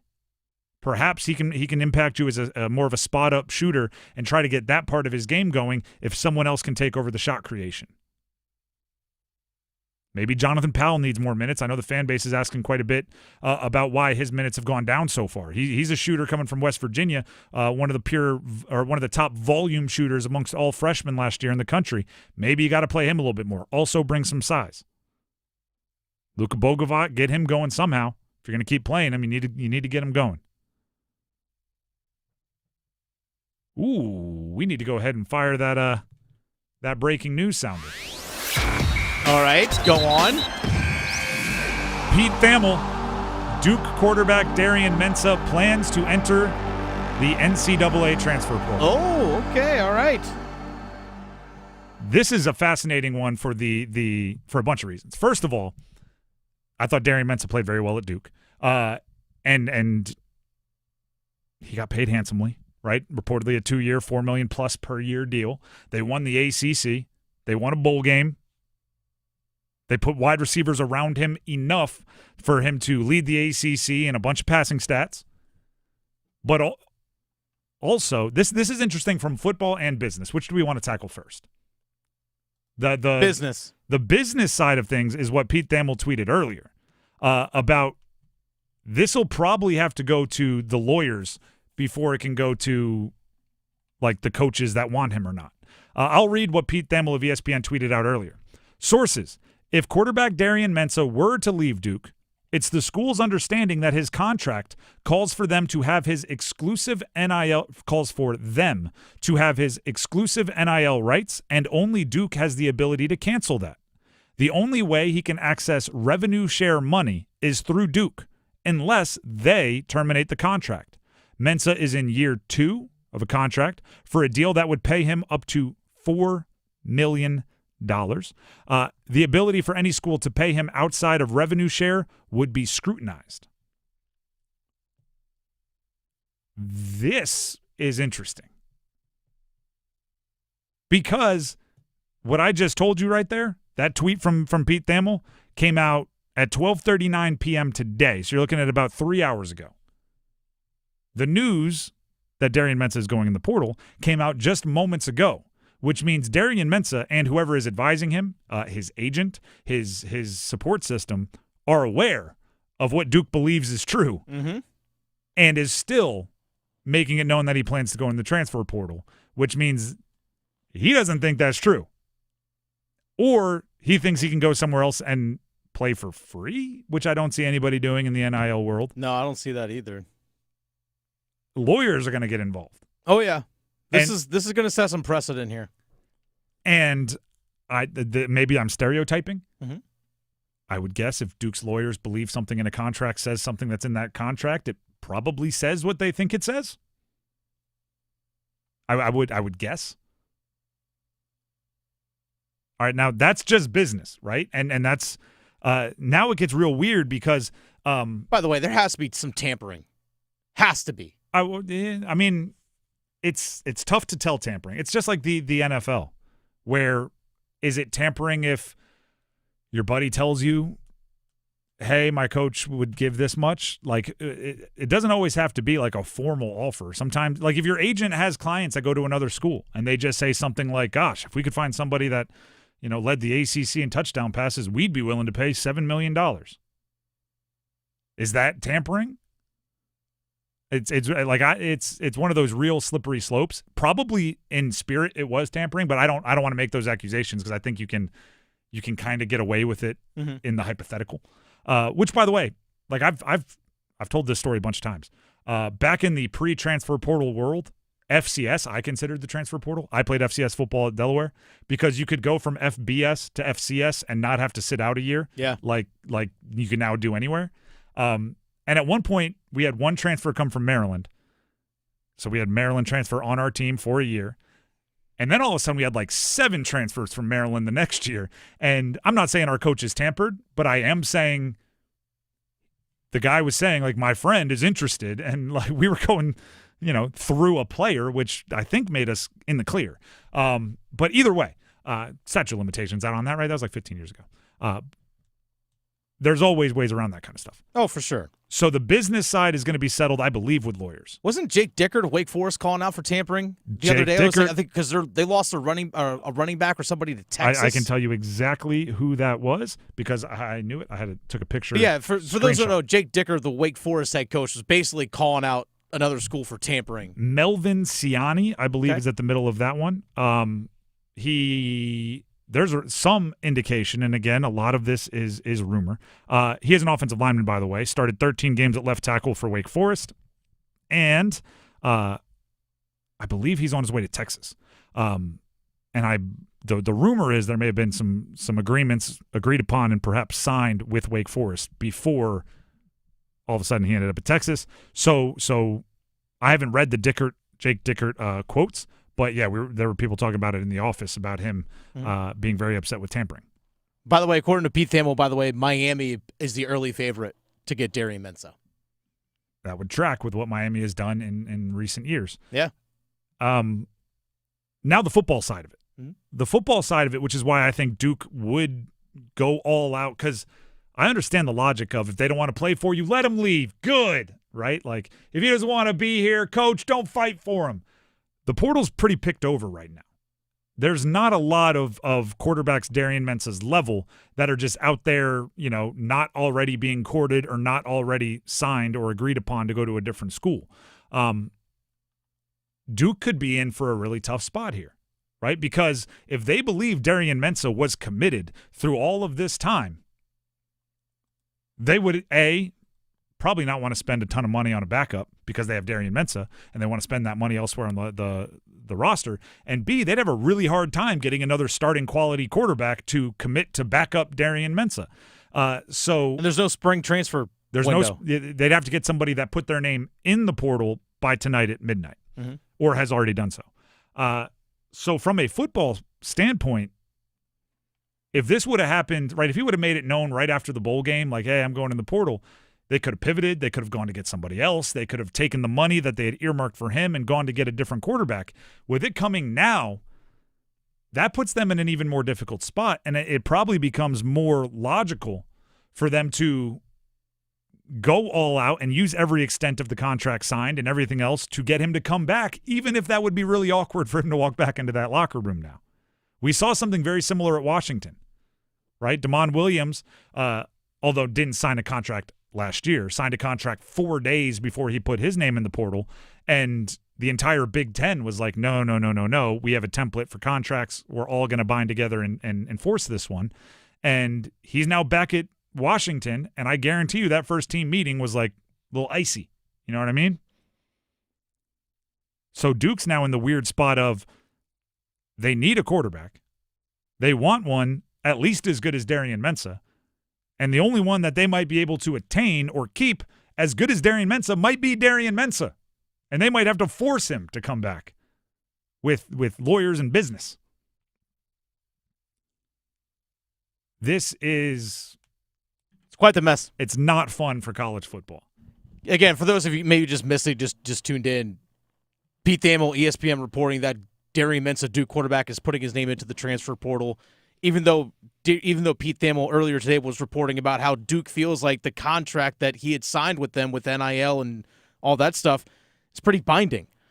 So this is, I don't know, feels like more litigation and all that kind of stuff. Maybe Duke just says, we'll go ahead and release you from the contract and not deal with the mess. We'll see. And what this does, and the Damon Williams in Washington, this situation with Duke, what this does is it puts every single team on absolute edge because Darian Mensah was committed. They put out the graphics. They put out the he's returning. They put out all of the fanfare that comes with a player who has agreed to return, was under contract, they believe, to return, and now he's going in the transfer portal. So everyone out there, whether your quarterback has committed to come back or not, you have to be on edge because maybe he'll change his mind. Yeah. And I'm not saying I know anything here, but C.J. Bailey at NC State, right? he's all committed, right? He's back. Everything was said similar to what we heard from Darian Mensah. Maybe, you don't get to ever have, like, it feels like everything right now is how it used to be when you had a verbal commitment from a high schooler. And then you got to signing day and you got those letter of intents faxed in and you could kind of breathe a sigh of relief and go, all right, they can't leave us now. But up until that point, no matter how many times they verbally committed, you'd still worry about flips on signing day. It's almost like that's how you live now, and there is no signing day that, okay, after that point, we're good. You're always living in they might get flipped. Oh, they might get flipped. As long as that portal is open. Gosh, there are already rumors right now, and I'm going to emphasize rumors. I've done absolutely no backing up of this, that there's perhaps a double-digit desperation move. Really? Millions being made. But I can't believe that. So what, tens of million? You're talking like literally 8 figures? Yes. But that's all. I'm not saying that's for Mensah. I'm saying certain schools that don't have a quarterback are so desperate that they're gathering those types of offers to try to lure somebody away from the situation that they're in. Because we don't, without employment agreements and buyouts and true contracts like a professional sport that it is, we don't know the penalty for breaking these. Yeah, we don't. It would be one thing if it's like we see with coaches. All right, if you're going to leave to take another job, you have to give us X amount of dollars. Your new school usually agrees to fork over and cover that buyout. Like, what if Duke, let's say, right, because Pete Thamel said Miami is looming as the favorite. Mm-hmm. Let's say Darian Mensah leaves Duke and joins Miami. What if Miami had to give Duke like $5 million, right? Whatever the buyout is. And then Duke would have however much money they planned on spending on Darian Mensah plus $5 million to go try to find their replacement. Maybe he would make, you could make the team whole a little bit more. But I will go back to what I said and what the person on Twitter reminded me of. Oftentimes in life, I sound like an old man sitting in a rocking chair on a porch, whittling, talking to the youngsters. Oftentimes in life, how they found you is how they'll leave you. If Tulane felt a little bummed that they found this diamond in the rough, Darian Mensah, redshirted him, played him for 1 year, and he took all of that experience and played against them the next year, not only did he transferred to a team that played against Tulane. Duke's probably sitting there going, I know how you feel. That was kind of messed up of them, wasn't it? How they found you is how they'll leave you. If it's a business decision that put them on your team, they'll only stick around as long as it continues to be a good business decision for them. Meanwhile, Duke basketball is like, we only ever have to get him on campus for 1 year. Then we let him leave anyway. The long-term relationships are more difficult. We send him to the lottery pretty quick. The Drive with Tim Donnelly, 99.9 The Fan. The breaking news, if you're just tuning in, Darian Mensah going into the transfer portal, according to Pete Thamel of ESPN, planning to go into the transfer portal, which could end up being a legal battle. We will get to first goal scorer predictions next segment, so be prepared for that. But first, Tim Donnelly here for Maynard Service Company. Heating, cooling, plumbing, electrical. If you want somebody, ready for this, to make good on what they promise you, Maynard Service Company, right? You sign up for a service contract, they make good on the contract. Doesn't that sound lovely? Heating, cooling, plumbing, electrical. They do it all. Maintenance contracts, service contracts, as well as the emergency fixes you need, which is why they have 24/7 service all across the triangle. That's all of Wake County and 50 miles in any direction. Just keep this number in your phone, 919-361-0993. 919-361-0993. Or visit them online at MaynorServices.com, MAYNOR Services.com. We'll be back with first goal scorer predictions. Do we want to open up the phone lines now during the break? Yes, yeah, let's do it.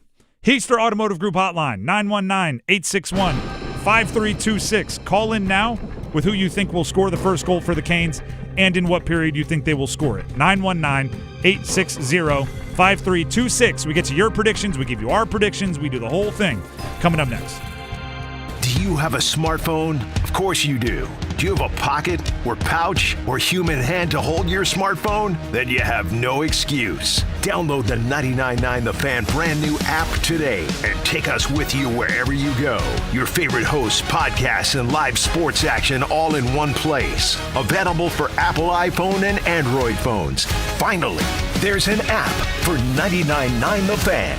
Download the 99.9 The Fan app today. Powered by Aspire Money Management. This is Gordon Miller from Miller Lending in Cary.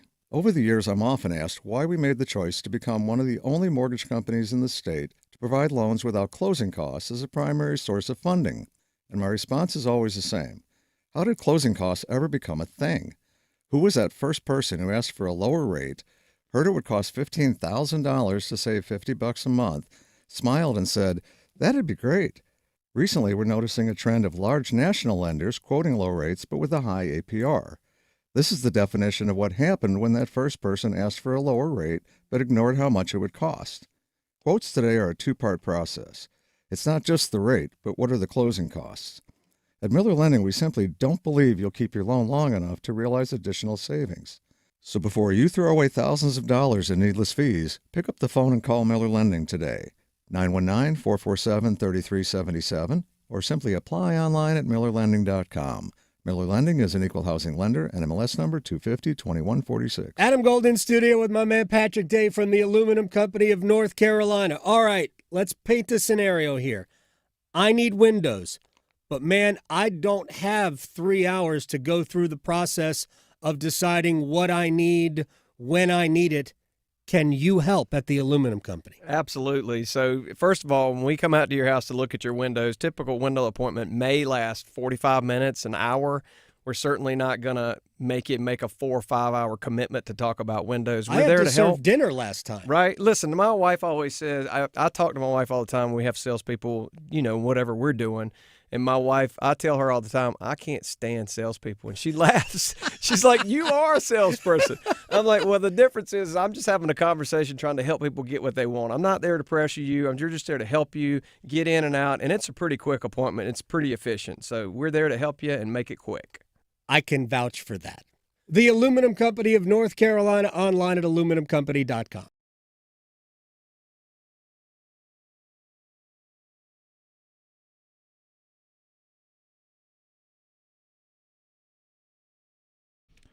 The Drive with Tim Donnelly, 99.9 The Fan. This Darian Mensah situation is going to get ridiculous quick. Pete Thamel already reporting Tennessee is not recruiting Darian Mensah. That is per his source. It's going to get hilarious. Miami seems to be the one everyone's pointing to. After all, Duke won the ACC championship. Miami did not win the ACC championship, yet got the spot in the CFP, and now they're just going to potentially, reportedly, perhaps, bully Duke for their quarterback. Is that not insult to injury right there? Like, we were all so cool with you, Miami.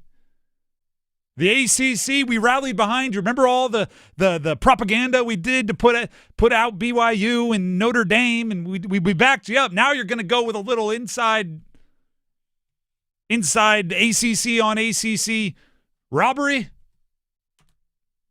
and that's why we didn't like you. Let's get some first goal scorer predictions out of the way here. We'll start on the call-in line with Brian in Holly Springs. Brian, welcome to the show. Go ahead and make your first goal scorer prediction. Okay, I got faith. It's going to be in the first period. It's going to be Robinson. Okay. 5-on-5 with an assist from Jankowski. All right, 5-on-5 with Robinson, Janke on the assist. Thank you very much, Brian. You are locked in. Good luck. By the way, we have Ricky from Raleigh drop, so there's still one slot open if someone wants to call in. Did he hint to you what he might No, roll? he didn't. All right, Ricky kept it to yourself. Ricky dropped, but we do have Kyle and Clayton, so we'll go to Kyle and Clayton next. Kyle, welcome to the show. Who scores the first goal for the Canes and in what period? I'm going to go first period. I'm going to say Ehlers on the power play. Ehlers on the power play. Why are you going with that? Any motivation? Mainly, I just feel he has been a little hot on the. All right, Kyle. Power play a All little right. bit. Sounds good. You are locked in. Ehlers in the first. We appreciate it, and good luck to you. And it does appear as if Dennis is on the line filling our final contestant here. We have Dion, and he is from – waiting for it to type in. Waiting for it. Raleigh, is that what we're going with? We have Dion in Raleigh. Dion in Raleigh, welcome to the show. Straight on air. Who scores the first goal and in what period? I just got in a car accident while I was on the phone, but I got Seth Jarvis in the first period. Jarvis in the first. You are locked in. Are there any other details you want to give? No, sorry. All right, that's all Any good. details about your car accident that you want to share? He got in a car accident? You didn't hear him say that? I thought he said I just got into a car. You got into a car accident?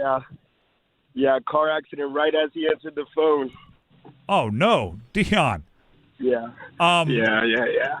Go Canes. Go Canes. Heck yeah. Way to stay positive. Gotta go. All right, Gotta go. yeah. Take care of that, Dion. Goodness gracious. Was it? Oh, I hope everyone's okay, Dion. Yeah, for real. I hope Jarvis scores in the first today. I hope so. I hope. My Jarvis. God. I hope Jarvis. I hope they. I'm trying not to make any like car accident puns. Oh man, Dion, I feel for you. There's no way. That's one of the ultimate ways to ruin a Friday is getting a car accident. He said I got in a car accident as soon as he picked up the phone. And I thought he just said I just got in my car. So he was telling us like he didn't hear the other predictions. He said I just got in a car accident. And then because I was so outside the loop of what was actually going on, I hit him with any other details you want to give us about your prediction? He was like, "No, I just got in a car accident." No, I don't want to play your little stupid predictions game. I gotta go get my insurance out. Like we gotta go talk to these people. Dion, I feel awful. Dion, I'm rooting for you. You're probably not listening right now, but Dion, I'm rooting for you. Jarvis in the first. I hope he runs somebody over on the way to the goal. Let's go, Dion. Dion, goodness gracious. Hey, thank you for calling in. Thank you for hanging on. I'll tell you right now. I obviously have some radio shows that I really enjoy. If I'm ever calling into a radio show and I get into an accident, I'm hanging up. I'm just letting you know. I'm finishing that call. I'll be the guy that's like, oh, Tim from Raleigh dropped. We're gonna have to replace him on the line. I did hear a large crash before. I'm not hanging on the line. So Dion, your dedication is appreciated. Let's quickly run through the predictions from other 99.9 The Fan personalities. Paul Ihander, host of Next Up, weekday mornings, 9 to 10. Aho in the first. He says it's on a power play, but it's late in the power play. Clock's winding down. Max, the producer of Next Up, Svetch in the second on a one-timer. Adam says Jordan Stahl. We should look into Adam's predictions and see how often like a player jumps on his show for an interview and the next game it's his first goal scorer prediction. Adam said Stahl in the second off a body part. Victoria, the producer of the Adam Gold Show, went Sebastian Aho in the second, Jarvis assist. Interesting that our personalities are leaning heavy on second. They must think the first is going to be kind of a grind when you get the Panthers in town. Either way, Dennis, we need your first goal scorer prediction. Who are you rolling with? You know, I'm going to go Dion in the first. No, he's already got one hit. He's already got one hit in the stat sheet. Crash in the net. I'm actually going to go with, you know what? Crash in the net on a rebound in honor of Dion. Give me Jarvis in the first. Jarvis in the first. Off of a shot initially the net, by crashing. Martin. I see what you did there. Jarvis in the first. Crash in the net. Let's go, baby. I probably would go with Jarvis if I didn't already write mine down, but we have almost a 100% hit rate that if you cross one out and write a different name, your original pick is going to hit. So I'm going to leave it, but I do wish I could be in solidarity with Dion. I'm going Blake in the first. I'll give him crashing the net for Dion on a rebound, but Blake in the first. So initially we had a guy, Ricky, that called in that dropped, and Aaron on our YouTube live chat says maybe Ricky was in the car accident too. That maybe Dion hit him. That's the reason why the phone dropped. We didn't get the details. We don't know if Dion was at fault. We don't know. I hope he was not. Goodness gracious. What a Friday. What a Friday. Is that an omen for tonight's game, by the way?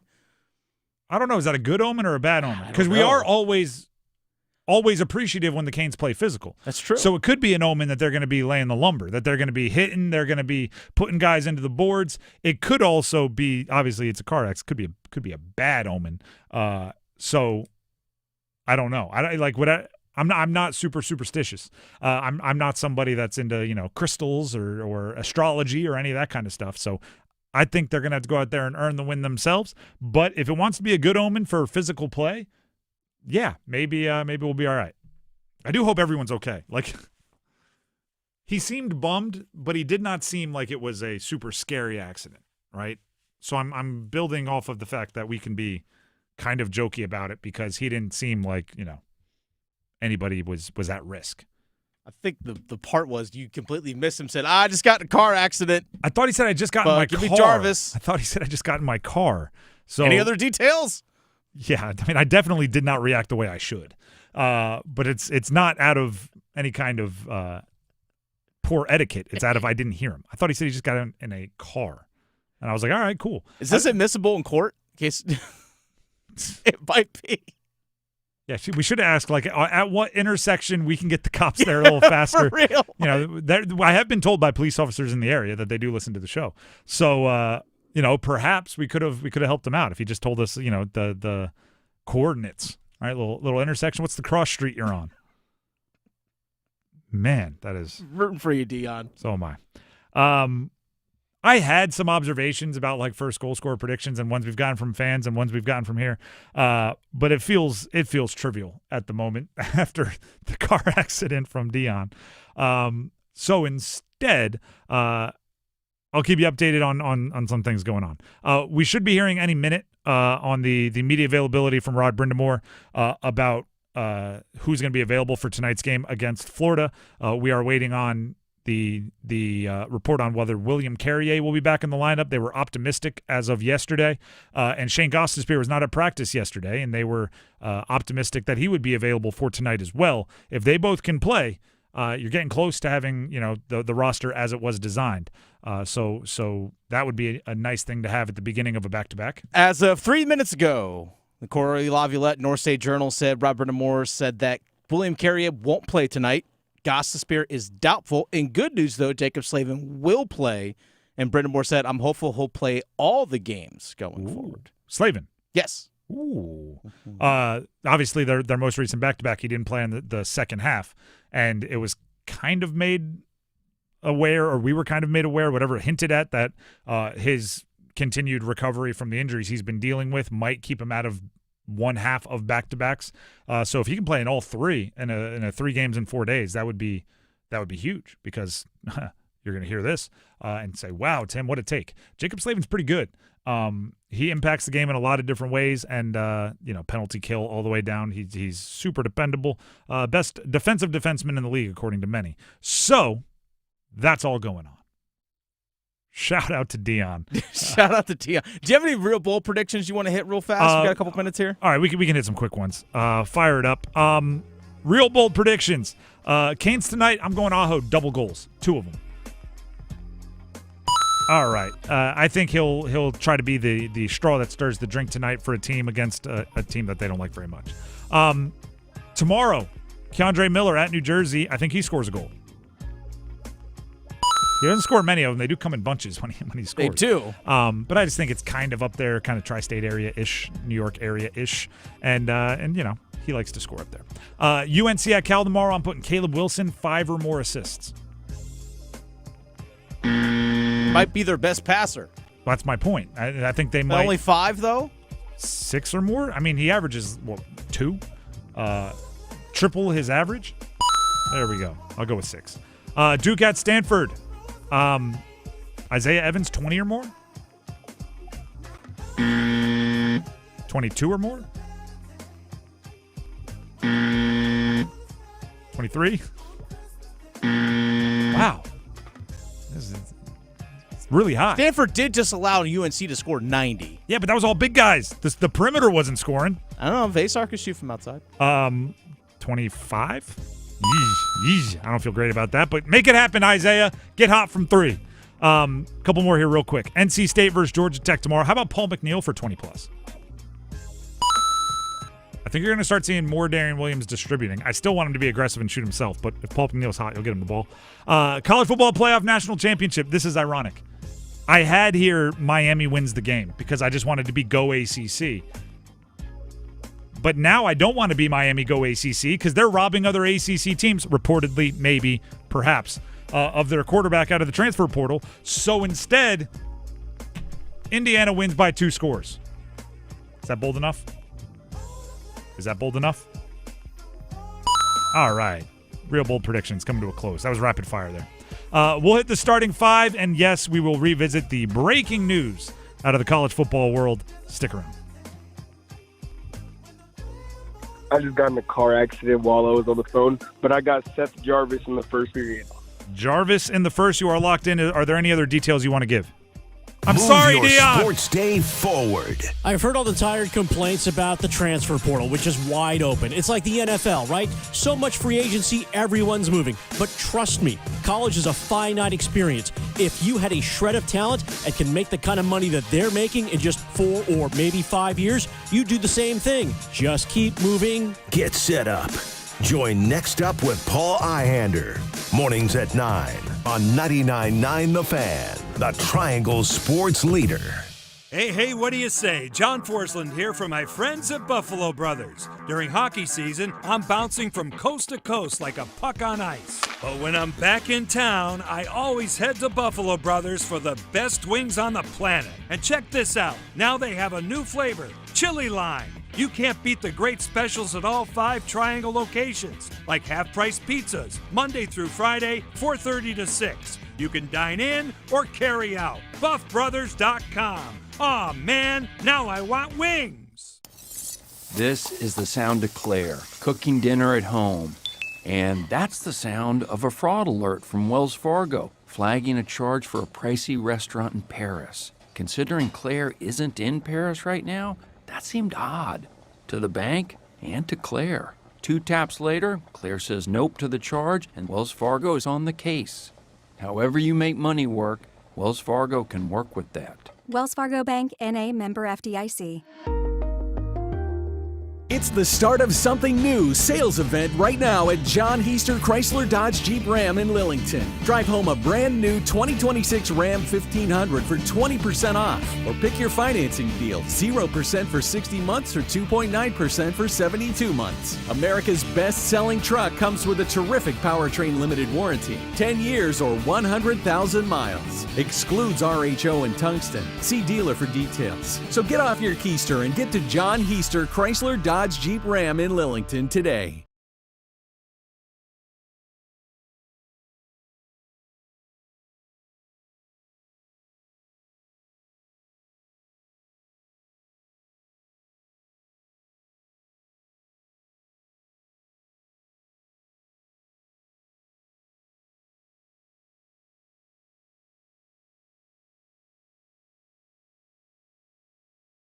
I'm attorney Brian Ritchie. Workers' comp can be tricky, but my law firm will be on top of all the complicated paperwork and sneaky deadlines so that all of your I's are dotted and T's are crossed. If you've been hurt on the job, I'm on top of it. Contact us at ritchielaw.com. Broadcasting live from the Lenovo Studios. WCMC HD1 Holly Springs. 99.9 The Fan, the Triangle Sports Leader. I'm WRAL meteorologist Kat Campbell. Clouds increase tonight with a low of 33. Saturday, partly cloudy with a small rain chance and a high of 54. Sunday, we've got cold rain in the forecast. It could mix with some snowflakes, but no significant accumulation is expected. Weather update brought to you by Blue Shark Vodka, the world's smoothest vodka. Pour Blue Shark Vodka at all of your events to lift everyone's spirits. Blue Shark Vodka, the shark that doesn't bite. 5 o'clock check of your money. Dow Jones down 83 points today to 49,359. This hour of the drive is brought to you by Law Tigers. Injured in a motorcycle accident? Call 1-800-LAW-TIGERS before you call your insurance company. Case evaluations are always free, and you don't pay a dime until your case settles. 1-800-LAW-TIGERS, North Carolina's motorcycle lawyers.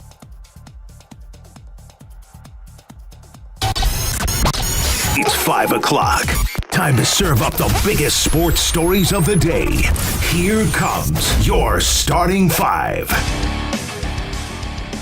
The Drive with Tim Donnelly, 99.9 The Fan.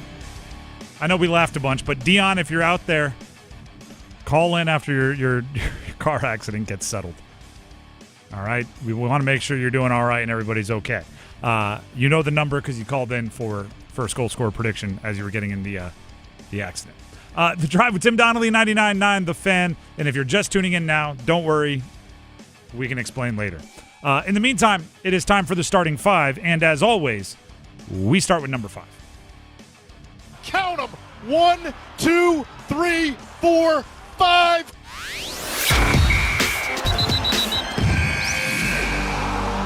So just a little bit ago, we learned Darian Mensah, Duke quarterback, plans on going into the transfer portal. We've since learned a little bit more. He has requested the paperwork to go into the portal. He's not officially in there yet, but he plans on putting his name in well before the deadline tonight at midnight. There were a bunch of teams kind of rumored to be interested in his services, perhaps even already making it aware of his services. Tennessee was one of those first team mentioned. Pete Thamel of ESPN has sources that have already said Tennessee is not involved. Darian Mensah 10 minutes ago from his personal Twitter account tweeted this: "I'm forever grateful for Duke and the coaching staff. Thank you, Duke family, for everything. This wasn't an easy decision, but after talking with my family, I believe it's in my best interest to enter the transfer portal." End of tweet. Ironically, as I went to his Twitter page to find that tweet, his pinned tweet is still, "After a great conversation with Coach Fritz, I am blessed to announce I have received my first offer from Tulane." So he is still showing loyalty to or thanks to each of the 2 college football teams that he has played for. But he ain't going to be playing for either of them moving forward if he has his way. I still think this is going to be played out in lawyers. I don't think Duke is just going to say, yeah, that contract you signed seems cool. Our very own Paul Eihender just updated me on Nate Shepard, the freshman running back from Duke, who had a big year this year. I think it was like 1,100 rushing yards, one of the better freshmen in the country. He posted a crying emoji 40 minutes ago. So he's sad that his buddy's leaving. I think I'm further on this side than I was even 10 minutes ago when we broke this news. You have to understand what's motivating the people on your team. If they're playing for you because last offseason it was the best business decision for them to play for you, you offered the most money, you offered the most favorable terms, whatever it is, then you have to expect that the next offseason, if you aren't the best business decision for them, they'll leave, right? If they're there as in a business partnership, like I'm the best quarterback that you can afford, you're the team paying me the most money, for as long as that remains true, we'll help each other out. Then you have to be prepared for the next year. If another school comes in and says, we'll pay you more money, he's going to say, this partnership was lovely, very grateful, I'm out. Now, you can bash the player for that, or you can think it's the way of the world, but as a school, you have to be prepared for it. If you have a player who grew up loving your school, or if you have a player who, loyalty is more important than anything and all of that, then maybe you can expect to get a bunch more stuff moving forward as far as commitments and even taking a little less, hometown discounts, whatever. But if you have a guy that joined your program because you offered him the most money, I don't think you can be surprised. You can be disappointed. I don't know if you'll be surprised if they operate the same way the next offseason. And some of the rumors, and I emphasize now from this point forward, everything up till now has kind of been reported.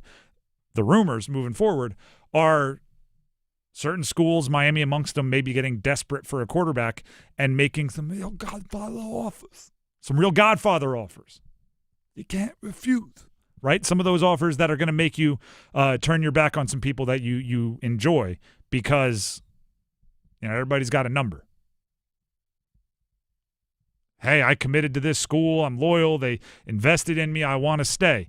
$7 million.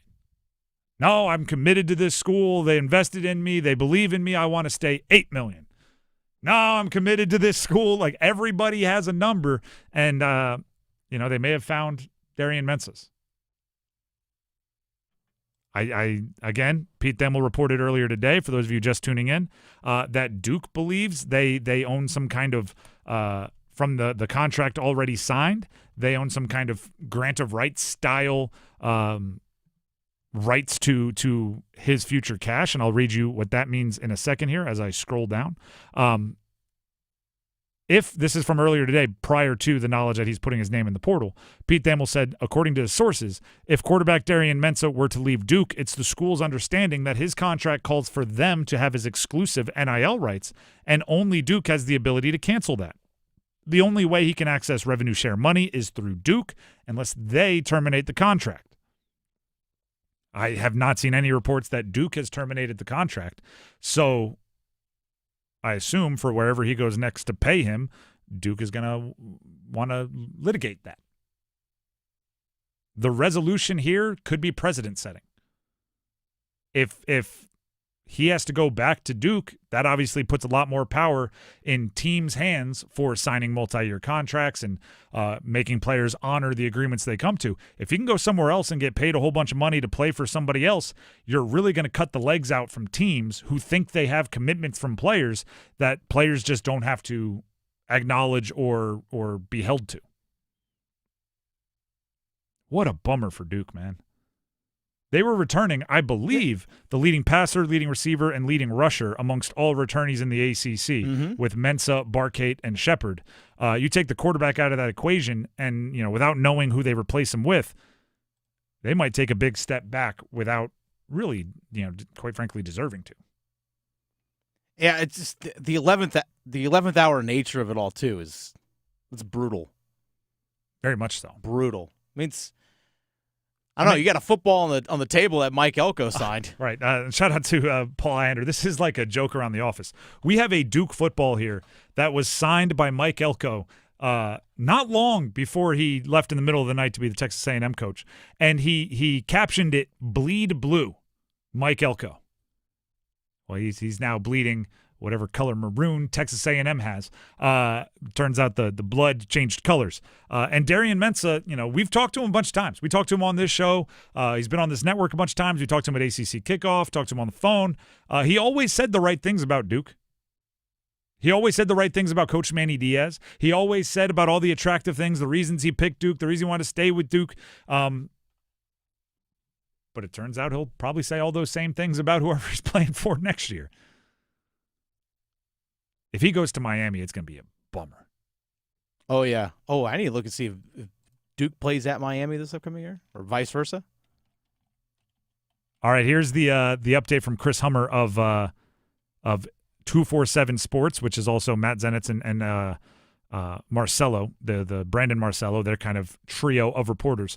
Sources consider Miami to be an early team to watch as a potential landing spot for Duke star quarterback Darian Mensah, who just informed the Duke staff he plans to enter the transfer portal. I don't want to harp on this too much or make it too much of that relationship analogy. You always get a little suspicious when somebody breaks up with their significant other and is in a new relationship like 4 days later. It always feels like, oh, you were messing around before this one ended, huh? It's almost like the honorable thing. Yeah, it's like the honorable thing is, just keep it under wraps for a while, give it a month so it feels like you weren't already shopping while you were in the relationship. The fact that darn near every reporter is like, look out for Miami. It's a little too soon for that to have just started when Darian Mensah put his name in the portal. You know what I mean? Duke plays at Miami this upcoming season, by the way. Gosh. Manny Diaz, former coach. They took his quarterback. Oh, man. He might show up with fire in his eyes, smoke coming out of his ears. We blitz all night. Make sure they remember forever the night they played the Blue Devils. Is that only number 5? Let's get to number 4. 1, 2, 3, 4, all together. NFL playoffs this weekend. 2 on Saturday, 2 on Sunday. We're down to the final 8. Buffalo at Denver. First responses, Denver's the better roster. Josh Allen's the best player. Let's see, right? Let's see how much can Josh Allen and James Cook and a few others really overcome. San Fran at Seattle. That'll be a Saturday night one for you. You know what we get to test here? Sammy Darnold, big game Sammy. Is he going to show up? Is he going to play like he does for the first 16 games of the season, which is usually pretty good? Or is he going to play like big game Sammy? He's got the oblique injury that he's dealing with. It's questionable. Also, for the next game we're going to talk about, Houston at New England, which is the early game on Sunday, Nico Collins has been ruled out with the concussion from last week. Meanwhile, Gonzalez, the corner for New England. Yeah, Christian Gonzalez. He's expected to be available. So both go into the protocol. One looks like he'll make it out, one won't. That's huge, right? Those are two of the best players on the field when these two teams match up. So needless to say, C.J. Stroud's going to have to play better than he did last week, even without Nico Collins in the game at all. The Bryce Young, C.J. Stroud thing's going to go on forever because they were drafted back-to-back. C.J. Stroud had a massive lead on that one coming out of rookie years. I'm not saying Bryce is pulled even, but you can see him in the rearview mirror. He's catching up. 5 fumbles. I know he didn't lose them all. 5 fumbles. And a weird interception for C.J. Stroud last week. And they won by like 20 points. Yeah, 30-6. That is a defense and running the ball victory. Shout out to Woody Marks. And then the final. Go ahead. I was about to say, really excited to see what Drake May can do against one of the best defenses in the NFL. Very good point. And what the Patriots ask him to do. They've done a really good job of playing to his strengths and playing everybody's around him strengths. Houston's defense, they don't play around. They rally to the ball. They do all the things that you teach Pop Warner kids to do, maybe the best of any NFL team, right? Like gang tackle, breakdown, eye discipline, gap discipline. Like, they don't make a ton of mistakes. So let's see what New England and Josh McDaniels and Drake May can come up with. And then the late game, the Rams against Chicago. Another quarterback that is going to always be linked to Bryce Young. Caleb Williams, because they were part of the trade that brought Bryce Young to Carolina. Make no mistake about it, Caleb Williams is playing a lot better. He's not playing perfect. Still holds on to the ball a lot. Still has a low completion percentage. Still makes some baffling decisions occasionally.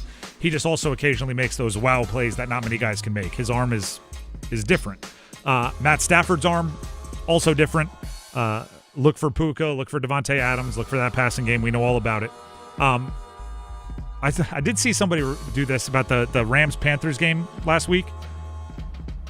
They wanted to be very clear, and I kind of appreciate it. Don't think the Rams played bad all over the place for the Panthers to keep it close.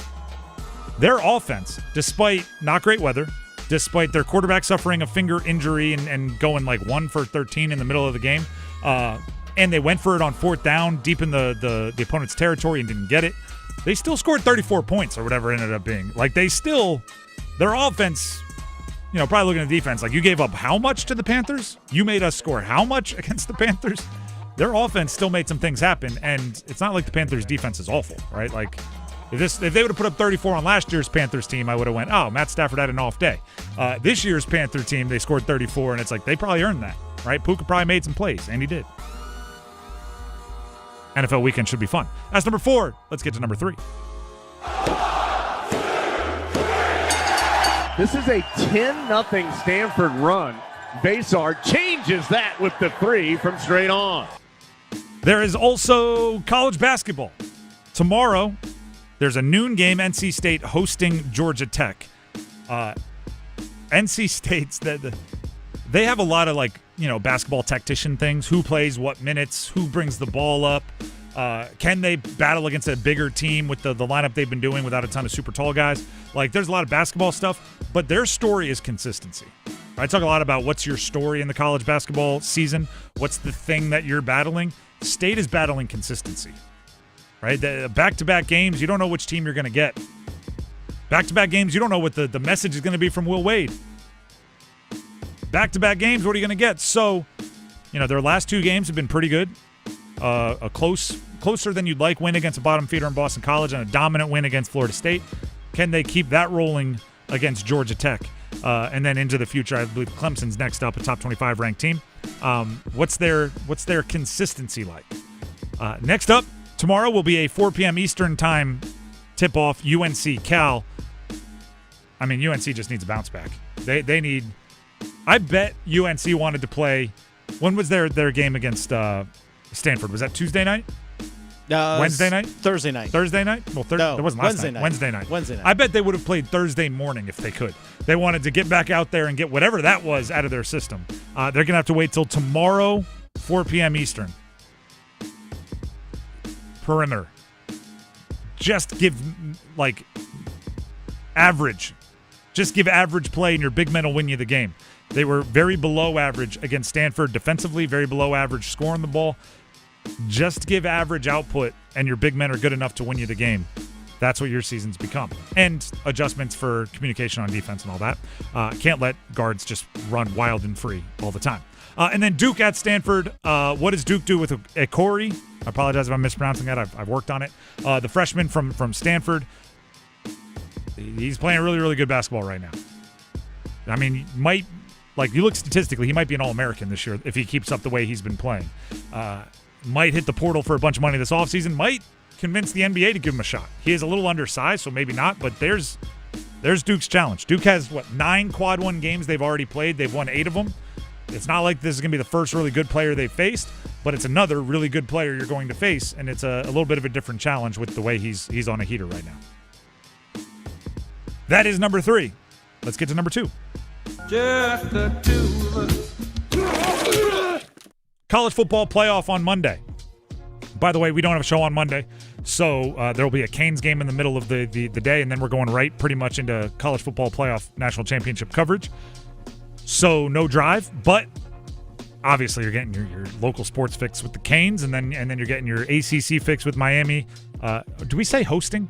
They're hosting Indiana, even though they're the lower seed because it's their. It just so happened to be they're playing down in Miami. I guess we have to talk about the quarterbacks. Miami had Cam Ward, number 1 pick last year, on a 1-year rental. This year they went and rented a guy that had played in SEC and CFP games for Georgia and Carson Beck, and they made it all the way to the national championship. Next year they might have Darian Mensah of Duke. They're just on the rental quarterbacks go impress some people strategy. Carson Beck needs to live up to whatever the $4.5, $5 million, whatever they gave him. Because Fernando Mendoza has not blinked nearly at all this year. He has 5 games this season. The Indiana quarterback, projected number 1 overall pick, the Heisman Trophy winner. He has 5 games this year with more touchdown passes than incomplete passes. I think in the CFP alone, he has 8 touchdowns to 5 incompletions. Yep. Which is stupid. It's like the definition of not blinking. The definition of. And it's not like even the incompletions he's had have not been open receivers missed. Like, they're kind of understandable incompletions. So I think you need Carson Beck to have a good day. I think you need Malachi Toney, Fields. They're two kind of highlight wide receivers to level it out, right? To make those big plays that even things up a little bit. And you might need an off day from Indiana. Indiana, they're on the precipice of some things. And what I mean by that is if they win, they're going to enter some conversations that you did not expect an Indiana Hoosiers team to ever be a part of. You're going to start talking about top 5 team of all time in college football. I mean, they're going to be 16-0 if they beat Miami. 16-0. And I'm not saying they're the most talented, right? They're not going to have the most first-round draft picks. They're not going to go have, they're not going to challenge 0-1 Miami for NFL Pro Bowls on one roster. But as a college football team, going through the Big Ten like they did, going through the CFP like they have, there's some conversations there that are strange to have with the Indiana Hoosiers. You want to know what's funny? If they win the national championship, that'll be 3 bowl games that they've won this year. If I'm not mistaken, in their history before this year, they won 3 bowl games. They'll have won 3 this year, which wouldn't have been possible until the extended playoff. But still, that's wild. Do we root for Miami? Now I don't know what to do.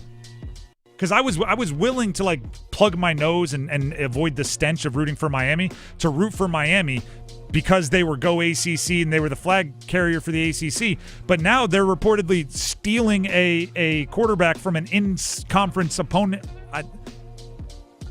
I might abstain from rooting for a team in this one.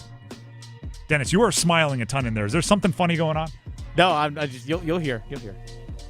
I'll hear? Yeah, you will. All right, let's jump to number 1. The one! I just got in a car accident while I was on the phone, but I got Seth Jarvis in the first period. Jarvis in the first. You are locked in. Are there any other details you want to give? No, sorry. All right, that's all Any good. details about your car accident that you want to share? He got in a car accident? You didn't hear him say that? I thought he said, I just got into a car. You got into a car accident? Yeah, car accident right as he answered the phone. Oh, no. Dion. Yeah. Yeah. Go Canes! Go Canes! Heck yeah. I apologize for missing the word accident. I was so locked in on who's getting first goal scorers. I missed it. Dion, I'm sorry. Making you answer foolish little trivia questions about your prediction while you're dealing with if your car is going to be all right. By the way, Dion, 5:45. Call us back. Call in 5:45 if you can. The number's saved in your phone. You were just on it. Exactly. Look at your most recent after. Wait till you're pulled over, though, Dion. Don't call from the road. Yeah, it's after the one you called your insurance company, hopefully. But give us a call at 5:45. We want to hear details of everything. We'll put you on air.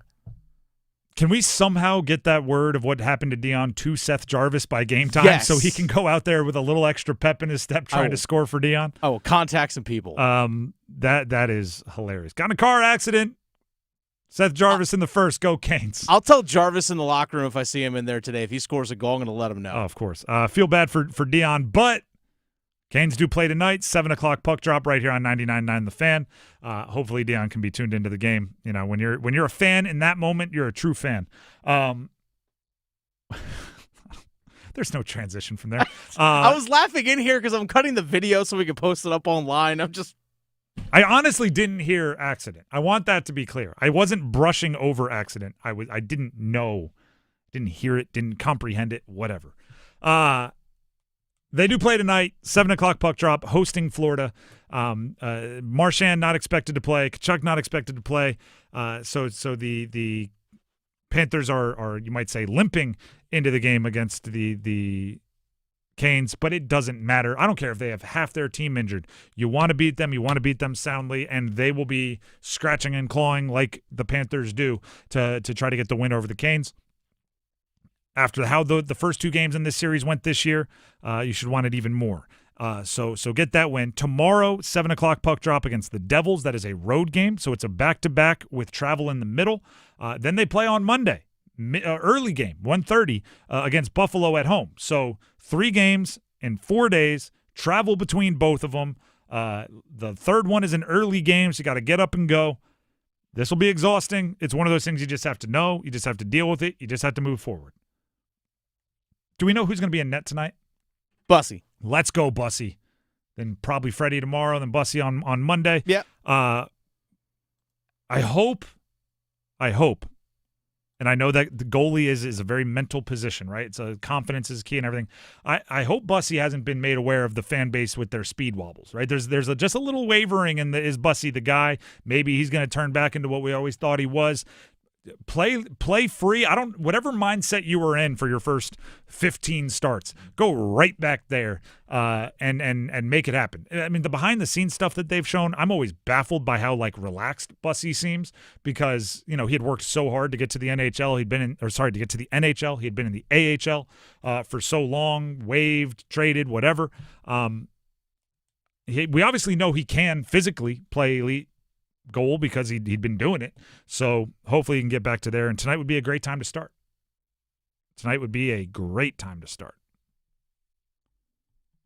The Drive with Tim Donnelly, 99.9 The Fan. Dennis, before we move on, I need an if-then statement. They're playing the Panthers tonight, Carolina Hurricanes at home. If blank, then the Canes win the game and send the Panthers back to Florida with a loss. If Seth Jarvis scores first for Dion. There are a bunch of stats, and Canes Twitter loves it. The Canes win 95% of the time in games that Seth Jarvis scores a goal. Canes Stats, shout out to Canes Stats on Twitter, has been updating all of that. I don't know what the exact percentage is. That was a made-up number, but it's overwhelming. When Seth Jarvis scores a goal, they win. So if he scores the first one, that would be a good omen. That would.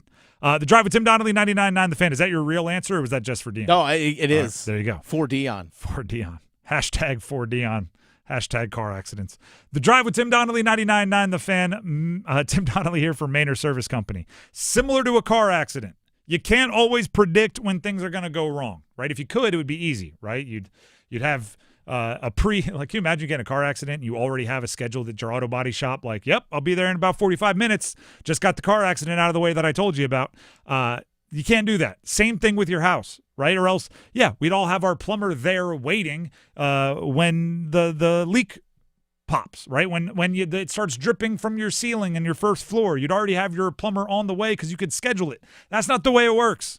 So Manor Service Company does the next best thing. They're available 24 hours a day, 7 days a week, all across the triangle. Just when things go wrong, you got to jump in and give them a call, right? Once you see the bad thing happening, you see your heating system's not working, you feel the when it's the middle of summer, your cooling system's not working, you flip the switch and your electricity is gone. As soon as it happens, give Manor Service Company a call. It'll be as if you already had it scheduled. The number to call is 919-361-0993. That's 919-361-0993. Or visit them online at manorservices.com, MAYNOR services.com. All right, let's get to the numbers game as well. The number to call, 919-860-5326 to play the numbers game. The prize for today, $25 Hardee's gift card. If you want to win, you have to call in and play. 919-860-5326. If you do call in, please drive safely. 919-860-5326. Numbers game coming up next. Listen for college football's best through January 19th. From the Military Bowl to the Natty in Miami, every major bowl game will be brought to you live. The Miami Hurricanes are headed back to the championship game, and they'll have a chance to win it at their home stadium. Miami 31, Ole Miss 27. Bowl season on 99.9 The Fan and Buzz Sports is presented by Wakeman, Roofworks, and Wilkinson Chevrolet Cadillac Buick GMC in Sanford. Hello, I'm John Heister for John Heister Chevrolet in Fuquay Arena. And you know, people are asking us, how are you selling so many cars all of a sudden? Well, did you know that the Beltline has opened up the outer loop? We're only 28 minutes from Knightdale. We're only 19 minutes from Clayton and 15 minutes from Apex. We're now the most convenient Chevrolet dealership to reach in the Triangle. It's just one more reason to get off your keister and come to Heister. Now at John Heister Chevrolet, get up to $20,000 off a new 2025 Silverado 1500 RST. See dealer for details. Together, let's drive. It's bow time. A leg and thigh dinner from Bojangles for just $6.99. Leg and thigh dinner from Bojangles for just $6.99. So crispy. So crispy. And juicy. And juicy. So much flavor. So much. Stop it. What are you doing? What, you expect me to get this delicious deal and not say anything? You're unbelievable. You're unbelievable. With a boldly seasoned leg and thigh, choice of fixin', a biscuit, and legendary iced tea, it's a deal so good it's worth repeating. So eat and repeat while it lasts. It's bow time. It's bow time. Dine in, drive through, or tap your favorite delivery app and have Bojangles come to you. Satisfy your craving for flavor right now with Bojangles 2-piece dinner. 2 pieces of Bojangles dark meat chicken, your choice of fixin', a biscuit, and iced tea for just $6.99. That's right, just $6.99 for limited time at participating Bojangles. What are you waiting for? When you're hungry, it's always bow time. Hi friends, this is Mark Pons with Chapel Hill Tire. In basketball, when your feet slip, the play is over. Traction keeps you in the game. The same goes for the road. That's why this January and February, you'll save $120 with free installation when you buy a full set of Michelin, Pirelli, or Uniroyal tires. Better grip on cold roads and wet pavement means more control behind the wheel. Confidence you can feel every time you drive. With 13 locations across the Triangle, we're easy to find. Book your appointment at chapelhilltire.com, save $120, and drive happy.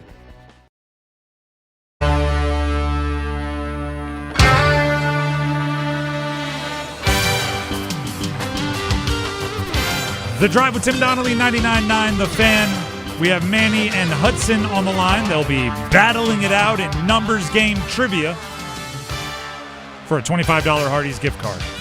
It's the time for the numbers game here on The Drive. And as always, we'll bring each of them onto the show, ask them the same question. Dennis will pick his favorite answer, and that person will get to go first. We'll start with Manny. Manny, can you hear me? Yes, I can hear you. All right, Manny. This is a Friday, and we're looking at a long weekend with the holiday. So what are you looking forward to most about the weekend? And because we're a sports show, try to keep it sports related. I have a hockey game in Hillsboro on Saturday. You like your own hockey game that you're playing in? Yeah. All right. Dennis, any follow-ups? No follow-ups. No follow-ups. All right, we look to Hudson next. Hudson, can you hear me? Yes. All right. Sounds like we have some young jersey number trivia experts here. Hudson, what is the thing you're looking to most about the upcoming weekend, but because we're a sports show, keep it sports related? No school on Monday, and I get to watch the National Football Championship for college. All right. No school, and you get to watch the National Football Championship. These are great answers. Manny going with his own hockey game on Saturday. Good luck to you, Manny. And Hudson going with the no school / CFP championship on Monday. See, this is tough.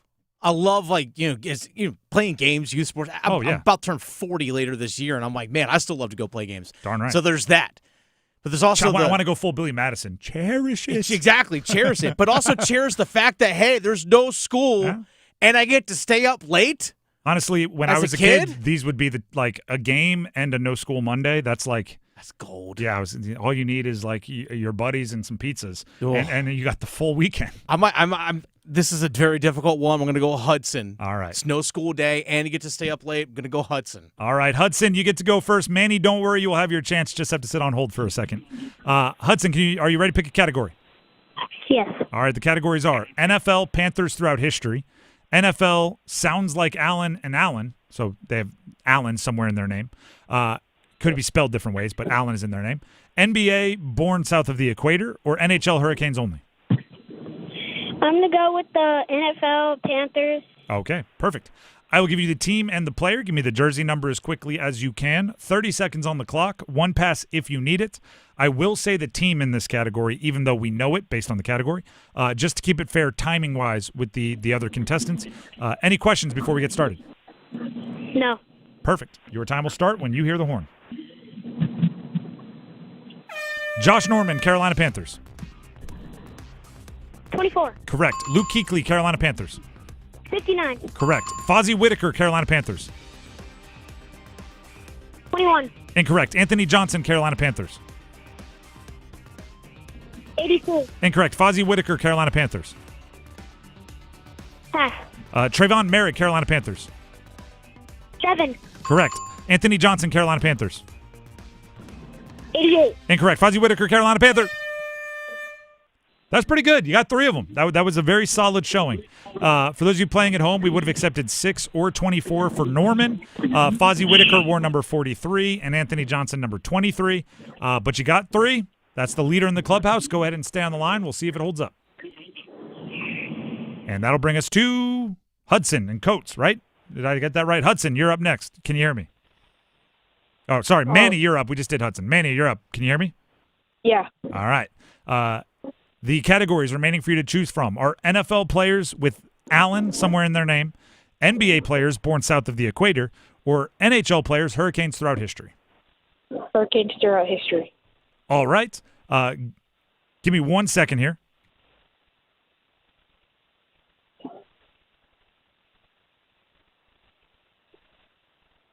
All right. The way this is going to work is I'll give you the team and the player. Give me the jersey number as quickly as you can. There'll be 30 seconds on the clock, and you need at least 4 for the victory. You have 1 pass if you need it. Are there any questions before we get started? No. All right. Your time will start when you hear the horn. Logan Stankoven, Carolina Hurricanes. 27. Correct. Dmitry Orlov, Carolina Hurricanes. 7. Correct. Evgeny Kuznetsov, Carolina Hurricanes. 49. Incorrect. Oleg Tverdovsky, Carolina Hurricanes. Skip. Roland McEwen, Carolina Hurricanes. 13. Incorrect. Evgeny Kuznetsov, Carolina Hurricanes. 52. Incorrect. Oleg Tverdovsky, Carolina Hurricanes. 82. Incorrect. Roland McEwen, Carolina Hurricanes. Very well played. Some of those were tough. You got one. Solid showing, like I said. Those for a kid, some of those are a little bit older. But I appreciate you. Hopefully you had some fun. Yeah. All right. And that means the winner is Hudson. Hudson, congratulations. Thank you. Go ahead and stay on the line. Dennis will grab the info he needs to make sure you get your prize. And good luck in your game. Or is that the other one? Am I getting that confused again? Manny, good luck in your game. And Hudson, enjoy your day off. Stay on the line, and Dennis will grab the info. All right, everybody. Here's how. Shout-outs to Dion. Yeah, well, I'm actually glad. Obviously, both of those contestants were a little bit younger. Maybe they're I don't want to assume anything. Maybe they're right at the beginning of driving age, but it's kind of nice to just know that neither of them were on the road because we don't want to have 2 accidents live on air in the same day. But shout out to Dion, as Dennis said. With the numbers game going on, though, there are this is crazy, right? College football is going to get to the point where it's almost like NFL, right? If we had a college football numbers game, there for a long time, if you say so-and-so Duke, so-and-so UNC, you could imagine it, right? You could just roll with that player. Now it's like player. Well, are you talking about their jersey number at Ohio State, or their jersey number at Texas, or their jersey number at Syracuse, or their jersey number at the FCS school they went to for a year? The every year kind of free agency is making it very, very difficult to follow. And in case you can't tell, I'm kind of alluding to the fact that Darian Mensah is putting his name in the transfer portal, according to Darian Mensah, because you'd be a big Darian Mensah fan. It's especially now that you can buy jerseys, you'd have to buy a Tulane jersey, and you have to buy a Duke jersey, and you got to buy the next jersey. It's not easy. The irony, right? NIL was because you were selling jerseys with the numbers of players, and they weren't getting any of that money. Now you're paying players, and they're making you buy 5 jerseys for 5 different years because they're going to different teams if you want to support that player. I don't know. It's crazy. Right, I feel bad during the numbers game. Like, what was it yesterday with Elvis Dumerville, and we said with the Ravens, and he wore number 92 with the Ravens, and the first thing the contestant said was 58, and they had worn 58 with Denver and 58 with whoever else they played for, Washington maybe. And it's like, gosh, you were right. There's the wrong team. That's going to start happening in college. The jersey number, you had the jersey number on their first and third school, but we were talking about what jersey we needed at his second school. So close. That just, I don't know, it's crazy. I'm not saying you shouldn't do it or that players shouldn't be allowed to. I'm just saying it's weird. The Drive with Tim Donnelly, 99.9 The Fan. A lot of stuff kind of just different now. And we'll get to making our picks, which is not different. We do that every Friday at the same time. But before we get there, Dennis has something he wants to tell you. I do. Dennis Cox here for my good friends over at Law Tigers. Sometimes you might find yourself suddenly in an accident, especially if you're a motorcycle rider. Give Law Tigers a call at 1-800-LAW-TIGERS even before you contact your insurance company. Be safe when you're out there on the road, folks. Understand the rules of the road. Make sure that you are operating things safe because, again, you never know. You might be making a phone call, and all of a sudden you're in a car accident. And if you're in a motorcycle accident, make sure you call 1-800-LAW-TIGERS again before you contact your insurance company. But one thing that you can do as a motorcycle rider, even not necessarily a motorcycle rider, but necessarily just a fan of a hockey team. Well, how about this? Why don't you give Law Tigers not only a call if you're in a motorcycle accident, but also show off your fandom?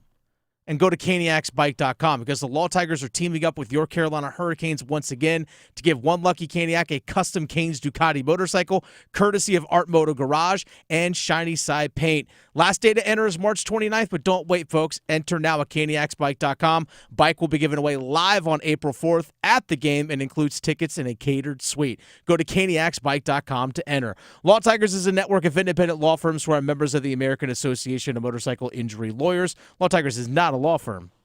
The Drive with Tim Donnelly, 99.9 The Fan. When we come back, we're going to update you on the Darian Mensah situation. There are updates coming out constantly. Pete Nakos of On3 with the latest. We'll get to that coming up next. Move your sports day forward. I've heard all the tired complaints about the transfer portal, which is wide open. It's like the NFL, right? So much free agency, everyone's moving. But trust me, college is a finite experience. If you had a shred of talent and can make the kind of money that they're making in just 4 or maybe 5 years, you do the same thing. Just keep moving. Get set up. Join Next Up with Paul Ihander. Mornings at 9 on 99.9 The Fan, the Triangle Sports Leader. If you're exhausted, not just tired, but worn down, this message is for you. I'm Brandon Giggling, president of Parkway Sleep Health Centers. Across North Carolina, many people wait months, sometimes over a year, just to start sleep care. That wait isn't normal, and it isn't necessary. At Parkway, most patients are seen within weeks, with virtual consultations and home sleep studies that remove unnecessary delays. Sleep care shouldn't have to depend on how long you're willing to wait. Parkway Sleep, your fastest path to better sleep. Start today at parkwaysleep.com. Sound sleep, sound health. Hey everybody, Paul Ihander from 99.9 The Fan for FanDuel. And FanDuel is turning on playoff mode. All customers get a profit boost pack every NFL playoff game day. Each game day during the divisional round, you will find a pack loaded with multiple profit boosts waiting just for you in the app. More boosts means more ways to level up your playoff bets. So pick the matchups you believe in. Take your shot at an upset, or like me, the Prince of Parlay, build a parlay that fits the moment. Then apply those profit boosts and go after even bigger payouts while the playoffs keep rolling. Visit FanDuel.com/Paul, P-A-U-L, and grab your profit boost pack every NFL playoff game day. 21 plus and present in North Carolina. Opt-in required. Bonus issued as non-withdrawable profit boost tokens. Restrictions apply, including any token expiration and max wager amount. See terms at sportsbook.fanduel.com. Gambling problem? Call 877-718-5543 or visit morethanagame.nc.gov.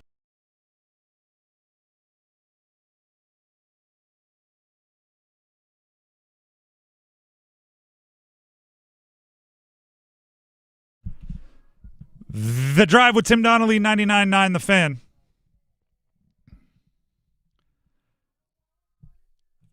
There's a certain lack of transparency going on in college football right now. Nobody knows what contracts have been signed, what it says in those contracts, how much those contracts are worth, who is protected by what, and how they will be enforced. Darian Mensah, it appeared, was committed to returning to Duke, had a contract, an agreed-upon payment, and appeared like he was excited to come back to Duke.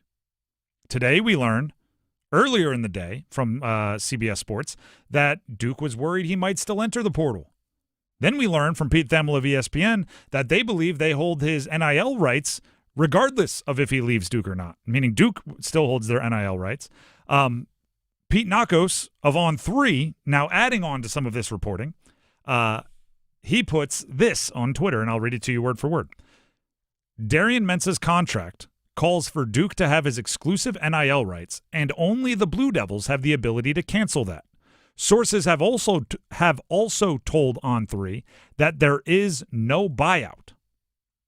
The no buyout is new based on what we've heard, which means this is going to turn into a bleep show, I think.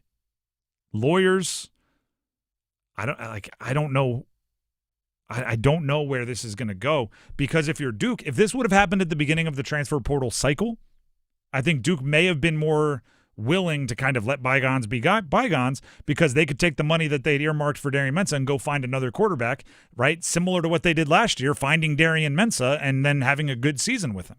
But because it happened so late in the cycle, and so many of the other guys are, meaning other quarterbacks that are available, are already committed and spoken for, Duke may choose to take this one down to the wire and try to force Darian Mensah to stick around, regardless of how much money or what situation he agrees upon with somebody else. I don't know. This is uncharted territory.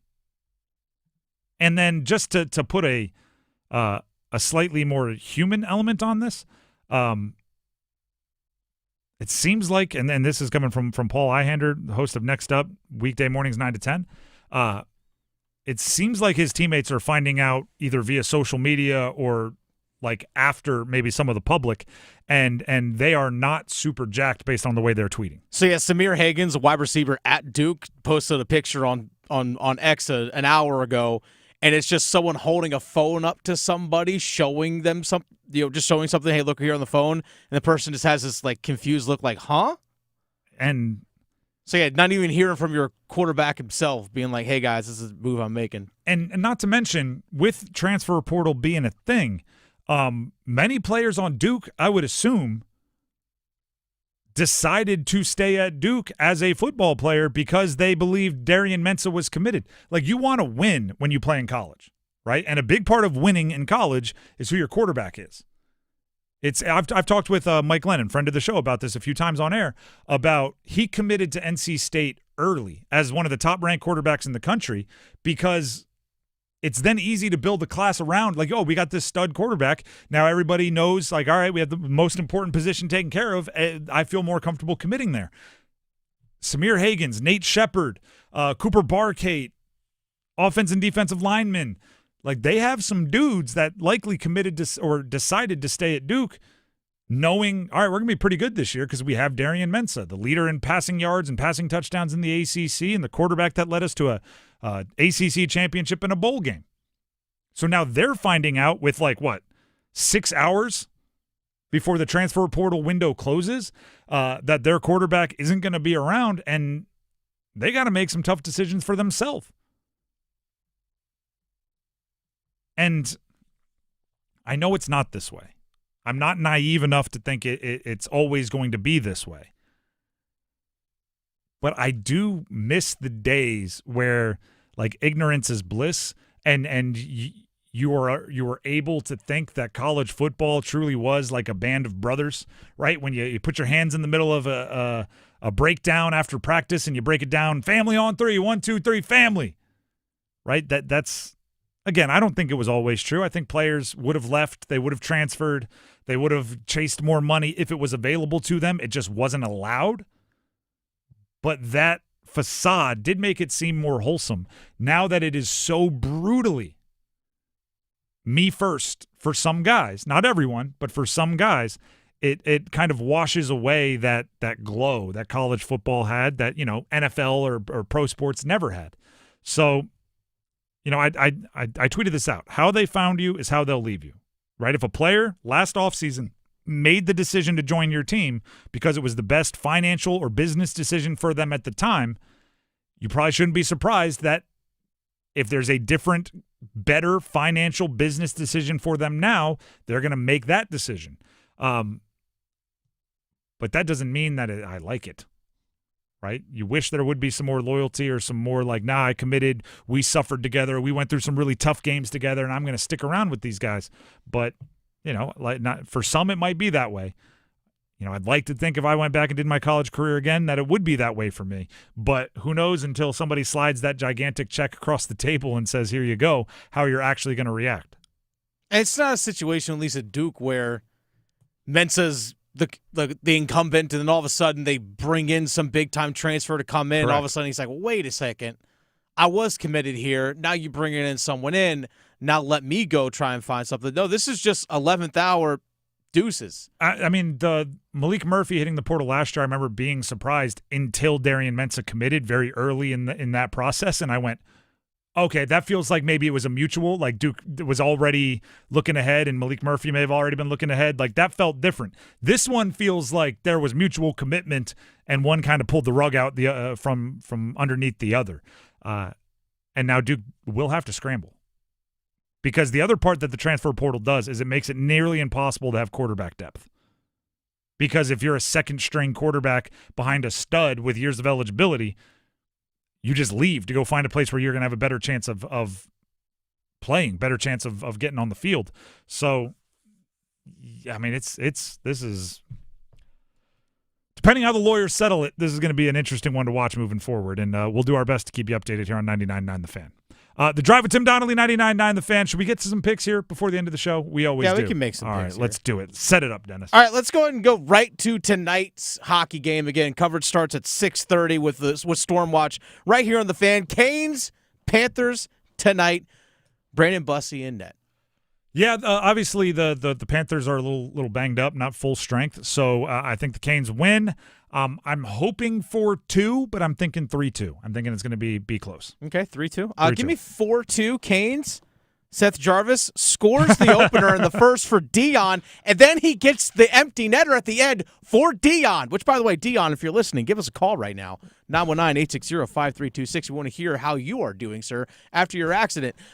If Seth Jarvis scores and he mimes driving a car, oh, my God, I'll lose it. I will absolutely lose it. Swerving around. I still can't get over the fact that he's got Dion. If you missed it, we had a caller call in first goal scorer predictions. Actually, I'll play the clip here just so people can understand. I just got in a car accident while I was on the phone, but I got Seth Jarvis in the first period. Jarvis in the first, you are locked in. Are there any other details you want to give? No, sorry. All right, that's all Any good. details about your car accident that you want to share? You got in a car accident? You didn't hear him say that? I thought he said I just got into a car. You got into a car accident? Yeah, car accident right as he answered the phone. Oh, no. Dion. Yeah. Yeah. Go Canes. Go Canes. Heck yeah. His answer when I asked him for more details, because obviously I was treating it like any other first goal score prediction because I didn't hear the word accident, he just goes, nah. And it's so like, why are you asking me that? I just got in a car accident. Oh, man. All right, let's go and jump to Monday. I want to do all the NFL and stuff together. I want to go and jump to Monday. College football playoff. Miami at home against Indiana. National championship game. Indiana favored by 8.5 in this one. Yeah, I think Indiana wins. I think they're the better team top to bottom. I think they have the better quarterback. I was hoping for Miami for ACC reasons, but they're kind of bullying other ACC teams, so forget them. Indiana wins by 15. All right, let's actually go to the hardwoods. Let's actually go to college basketball. We have NC State tomorrow at home against Georgia Tech. Noon tip-off. If NC State plays like they did against Florida State, they win this one going away. I don't know if they're that efficient in this, but I do think they found something with Darian Williams at the point guard. So, I think NC State wins. They've had a week to work out some of the kinks, and they win by, 9. State favored by 15.5. Ooh. It's a big spread. I think Georgia Tech's better than that. And that's no disrespect to State. I think that's more disrespect to whoever set that line. All right, UNC at Cal. UNC on the road for Eastern tip-off. UNC 3.5-point favorites on the road. UNC better win and cover. Yeah, they better win and cover. I want to see something different. Maybe a rotation, maybe somebody else handling the ball, maybe, zone. Do something different than what you did against Stanford. But I do think they win. If for no other reason, then I don't think there's many teams that are going to shoot lights out like Stanford did. So even open, you might not see a team make 57% from three. So, yeah, UNC wins by 5. Speaking of Stanford, they're at home against Duke tomorrow. Duke, 8.5-point favorites on the road in Palo Alto. Did Stanford save any made shots for the rest of the week? Good question. Duke wins. I think their defense will be a little bit more sound than UNC's. They won't hold down Stanford exactly, but something in the 70s, and they win by 6. All right, there it is. All right, let's go ahead and get to the NFL weekend. 4:30 kickoff tomorrow. Bills at Broncos. Broncos 1.5-point favorites at home. Spread total over/under on this one is 45.5. I think the Broncos are a better team, but I feel dumb picking against Josh Allen, so give me the Bills. He's going to try to put the team on his back, literally, and I want to see it. I want to see him try to do everything. He might get out there, play a little safety, right? Get a little sunshine from Remember the Titans. You're going both ways. Whatever he's got to do, I want to see him try because I think it's a chance for him to put his name on some history books. You got a score? Ooh, 28-21.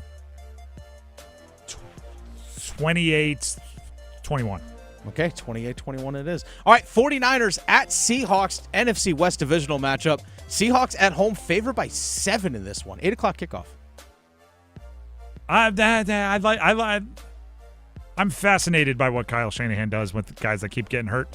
I do think a lot of the smart money's on Seattle. I will not be betting on this game on with my own cash, but if you make me pick, give me San Fran by 1, 31-30.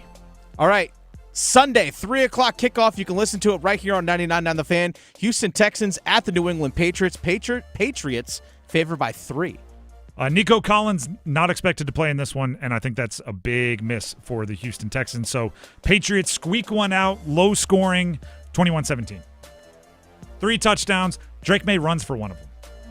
Not a tush push either. He earns it. Something from like the 5-yard line. All right, last one here real quick. Rams at Bears. Rams favored by 4.5 on the road. Rams win by more than 3, which means the Panthers are still the team that's been closest to them, and I'm going to try to ride that all the way to the Super Bowl.